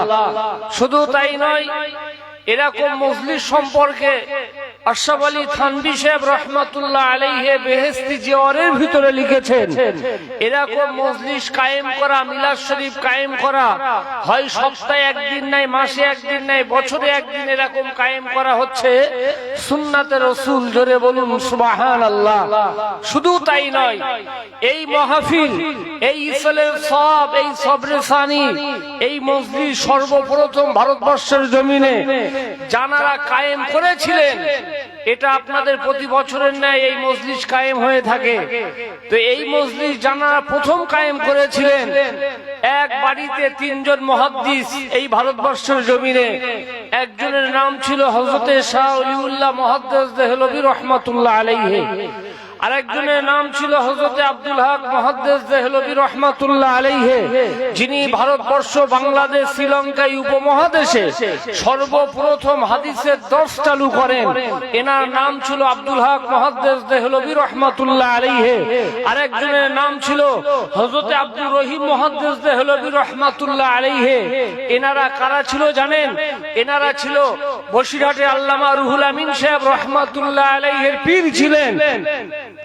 ফুরফুরা শরীফের মুজাদ্দিদে জামান দাদা হুজুর কেবলা রহমাতুল্লাহ আলাইহি, এই মুজাদ্দিদে জামান দাদা হুজুর কেবলা রহমাতুল্লাহ আলাইহির যিনি পীর ছিলেন, এনাকে বলা হতো কুতুবুল ইরশাদ হযরত সুফি ফতি আলী ওয়াইসি রহমাতুল্লাহ আলাইহি। আর এই সুফি ফতি আলী ওয়াইসি রহমাতুল্লাহ আলাইহির যিনি পীর ছিলেন, এনাকে বলা হতো জুবদাতুল আরিফিন নূর মোহাম্মদ নিজামপুরী রহমাতুল্লাহ আলাইহি। আর এই নূর মোহাম্মদ নিজামপুরী রহমাতুল্লাহ যিনি পীর ছিলেন, এনাকে বলা হতো মুজাদ্দিদে জামান সৈয়দ আহমদ বেরলভী রহমাতুল্লাহ আলাইহি, যিনি বালাকোটের যুদ্ধে শহীদ হয়ে যান। এই সৈয়দ আহমদ বেরলভী রহমাতুল্লাহ যিনি পীর ছিলেন, ইনি হচ্ছে পাক ভারতের আউলিয়া হযরতে শাহ ওলিউল্লাহ মুহাদ্দিস দেহলভী রহমাতুল্লাহ আলাইহি। ইনি প্রতি বছরে আপনাদেরই মতো নিজের বাড়িতে দুবার করে মিলাদ শরীফ কায়েম করতেন। একটা তারিখ ছিল মুহররম মাসের 10 তারিখ, আর একটা তারিখ ছিল রবিউল আউয়ালের 12 তারিখ। হুজুর কি করতেন? মিলাদের শেষে তাবারুকেরও ব্যবস্থা করতেন। আমি শুনলাম যে আপনাদের এখানে বিরিয়ানির ব্যবস্থা আছে ইনশাআল্লাহ। তো এখন হুজুর তাবারুকের ব্যবস্থা করতেন। এক বছরে হুজুরের অর্থনৈতিক পরিকাঠামো খুবই দুর্বল, মিলাদ শরীফ কায়েম করতে পারছেন না। মনে মনে চিন্তা করলেন, এটাই প্রতি বছরের ন্যায় আমি মিলাদ শরীফ কায়েম করি, এবার অর্থনৈতিক পরিকাঠামো দুর্বল, এবছর আর দেব না, আগামীতে চেষ্টা করব। কিন্তু যারা ভালো কাজ করেন, নির্ধারিত ডেট যখন কাছাকাছি এসে গেল, মুহাদ্দিস সাহেবের মনটা খারাপ হয়ে গেল, না আমি মিলাদ শরীফ কায়েম করব। তবে মিলাদের শেষে আমি তাবারুক হিসাবে আলাউ পোলাও কিছু না দিতে পারলেও আমি শুকনো ছোলা ভিজিয়ে প্রতিটা ভক্তের হাতে, শ্রোতাদের হাতে বন্টন করে দেব। জোরে বলুন সুবহানাল্লাহ। হযরত শাহ ওলিউল্লাহ মুহাদ্দিস দেহলভী রাহমাতুল্লাহ আলাইহি 12 রবিউল আউয়াল ডেটটা নিয়ে প্রত্যেকটা ভক্তের বাড়িতে চলে গেলেন, দাওয়াত দিয়ে আসলেন। ঠিক নির্ধারিত ডেটে হুজুরের বাড়িতে প্রত্যেকটা ভক্ত মুরিদরা হাজির হয়ে গেলেন। জোরে বলুন সুবহানাল্লাহ। হুজুর কি করলেন? বাদ মাগরিব জিকিরের মজলিস শুরু করে দিলেন। কেননা হাদিস শরীফের ভিতরে আল্লাহর নবী বলেছেন, আফযলুল ইবাদাতে ইবাদাতুস সালাহ, ইবাদতের ভিতরে সবচেয়ে বড় ইবাদত হচ্ছে নামাজ। নামাজ বিহীন কোন ইবাদত আল্লাহর দরবারে কবুল হবে না। আজকে আমার কমিটি ভাইরা অনেকে আছে পুরো অসাধ্য বেনামাজি, নামাজের ধারে আশপাশে যায় না। ভালো করে বোঝেন, নামাজ সম্পর্কে লিখেছেন, নামাজ সম্পর্কে একটু বলি আমি, বক্তব্য অন্যদিকে নিয়ে যাচ্ছি, ভালো করে শুনবেন। যে বেনামাজি তার জবাই করে দেওয়ার কথা আছে উল্লেখে কেতাবের মধ্যে, খোদার কসম বলছি, যে বেনামাজি তাকে জবাই করে দাও, জবাই করে দে বিনা জানা যায় মুসলমানদের কবরস্থানে না, মাঠে পুঁতে রেখে এসো। কথা বুঝতে পারছেন তো নাকি আমার কথা? ইমামে আজম আবু হানিফা রাহমাতুল্লাহ লিখেছেন, যারা বেনামাজি এদের মানে জেলের ভিতরে ভরে দাও, যতক্ষণ নামাজ না পড়বে জেল থেকে বার করা হবে না, আর যদি মানে নামাজ পড়ে তাহলে বার করবে, আর যদি ওর ভিতরে মরে যায় তাহলে কোন রকম জানাজাটা পড়ে মাটি মঞ্জিল করে দিও। খুব ভালো করে বোঝেন। তো এবারে হাদিস শরীফে আল্লাহর নবী বললেন, সর্বপ্রথম শ্রেষ্ঠ ইবাদত হচ্ছে নামাজ। পৃথিবীতে যত নবী আলাইহিস সালাম এসেছিলেন প্রত্যেকটা নবীদের মুখে একটাই ভাষা ছিল আসসালাত। দুনিয়া থেকে পর্দা নেওয়ার আগে তাদের মুখের শেষ কথা ছিল আসসালাত, তোমরা নামাজ আদায় করো, তোমরা নামাজ কায়েম করো, তোমরা নামাজ প্রতিষ্ঠিত করো। জোরে বলুন সুবহানাল্লাহ। খুব ভালো করে বুঝুন, বেনামাজি মানে বেনসিব। তো বিশ্ব নবী বলছেন সবচেয়ে বড় ইবাদত হচ্ছে নামাজ। আফজিলুত তেলাওয়াতিল কোরআন, আর তেলাওয়াতের ভিতরে সবচেয়ে বড় ইবাদত হচ্ছে কোরআন তেলাওয়াত করা। আফজলুজ যিকরে লা ইলাহা ইল্লাল্লাহ, জিকিরের ভিতরে সবচেয়ে বড় জিকির হচ্ছে লা ইলাহা ইল্লাল্লাহ, যে কলেমা শরীফের দ্বারাই অন্তরের যে আলা ওয়াহিয়াল কলব, যেটা প্রতিটা মানুষের শরীরের বামের স্তরে নিচেই থাকে, এই কলবের মরিচা দুর্ভিত হয়ে গিয়ে কলবটা আপনার আয়নার মতো পরিষ্কার হয়ে যায়। জোরে বলুন সুবহানাল্লাহ। তো এখন হযরতে শাহ ওলিউল্লাহ মুহাদ্দিস দেহলভী রাহমাতুল্লাহ আলাইহি বাদ মাগরিব জিকিরের মজলিস শুরু করে দিলেন। জিকিরের মজলিস কমপ্লিট করার পরে এবারে বিশ্বনবীর জন্ম বৃত্তান্ত নিয়ে আলোচনা শুরু করে দিলেন। প্রয়োজনীয় সময় পর্যন্ত আলোচনা শেষ হয়ে গেল। এবারে উনি কি করলেন, মানে আপনার কিনা আখিরি দোয়া করে দিলেন। দোয়ার শেষে তাবারুক হিসাবে শুকনো ছোলা নিজে হাতে করে বন্টন করেছিলেন। ওই সময় আপনার কিনা সবাই ওই ছোলাটা নিয়ে যাচ্ছে, ঘরে চলে গেল। মুহাদ্দিস সাহেব ঘরে চলে গেলেন। ঘরে যেই বিছানায় শয়ন করলেন, হঠাৎ করে ওনার শরীরের ভিতরে একটা তন্ত্রা ভাব চলে এলো। ওই তন্ত্রা ভাবের ভিতরে দেখছেন স্বয়ং আল্লাহর নবী ওনার বাড়িতে হাজির হয়ে গেলেন। জোরে বলুন সুবহানাল্লাহ। একটু জোরে বলা যাবে না সুবহানাল্লাহ? কেননা বুখারী শরীফের হাদিসে এসেছে, বুখারী শরীফ, কোরআন শরীফের পরের স্থান কি? বুখারী শরীফ। কে বলছেন? আল্লাহর নবী বলছেন। কি বলছেন?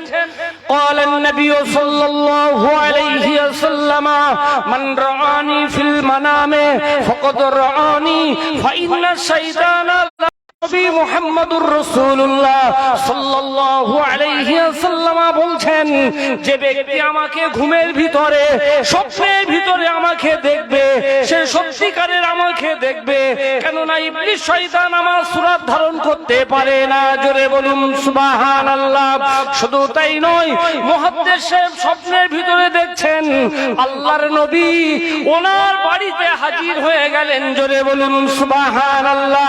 শুধু তাই নয়, মুহাদ্দিস সাহেব এটাও লক্ষ্য করে দেখছেন আল্লাহর নবী ওই শুকনো ছোলা নিজে দাঁতের ফাঁকে দিয়ে চিবিয়ে চিবিয়ে খাচ্ছেন। জোরে বলুন সুবহানাল্লাহ।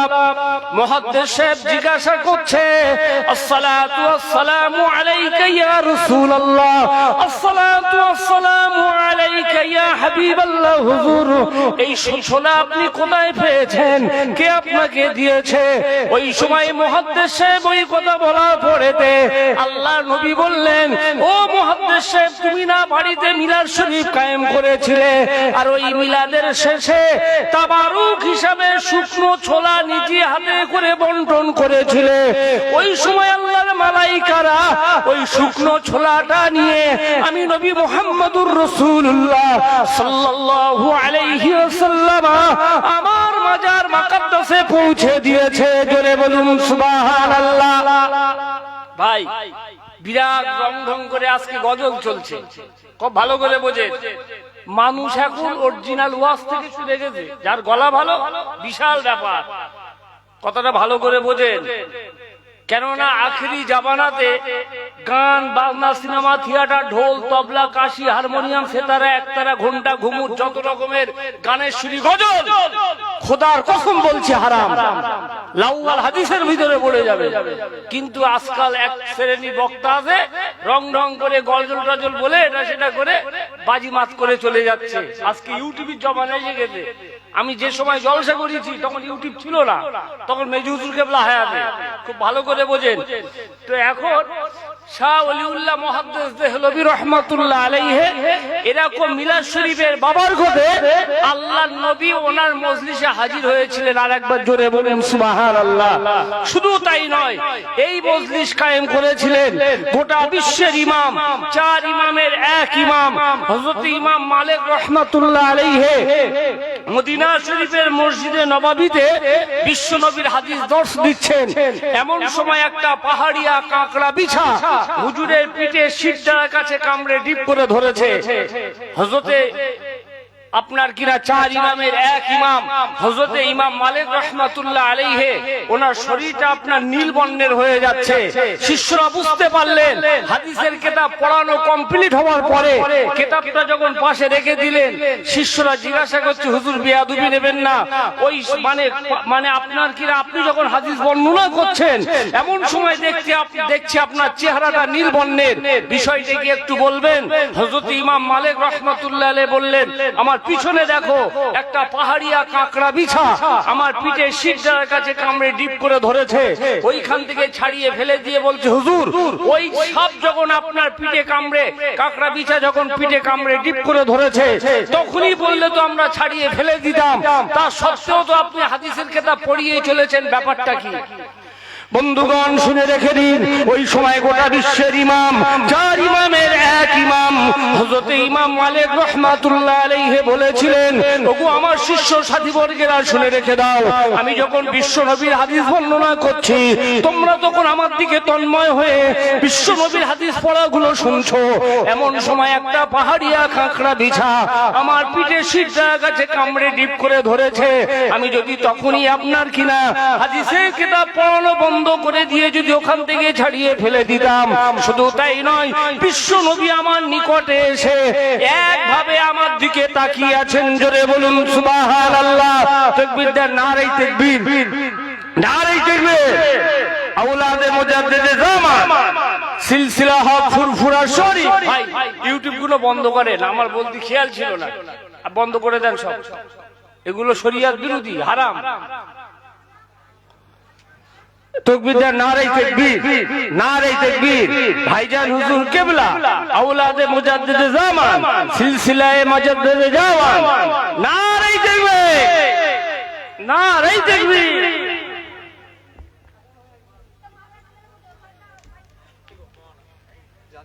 আসসালামু আলাইকুম। সবাই একটু উঠে দাঁড়ান তো, সবাই একটু উঠে দাঁড়ান তো, সবাই একটু উঠে দাঁড়ান। অবস্থা ভালো নয়, এত সব ছড়িয়ে ছিটিয়ে আছে, আগে আগে আসে। ওহ আমার কথা শুনতে পাইনি না কি বলো দেখি, শুয়ে পড়েছে নাকি? অনেকে তো শুয়ে পড়েছে দেখছি। কটা বাজে? এই তো 10টা বাজলো।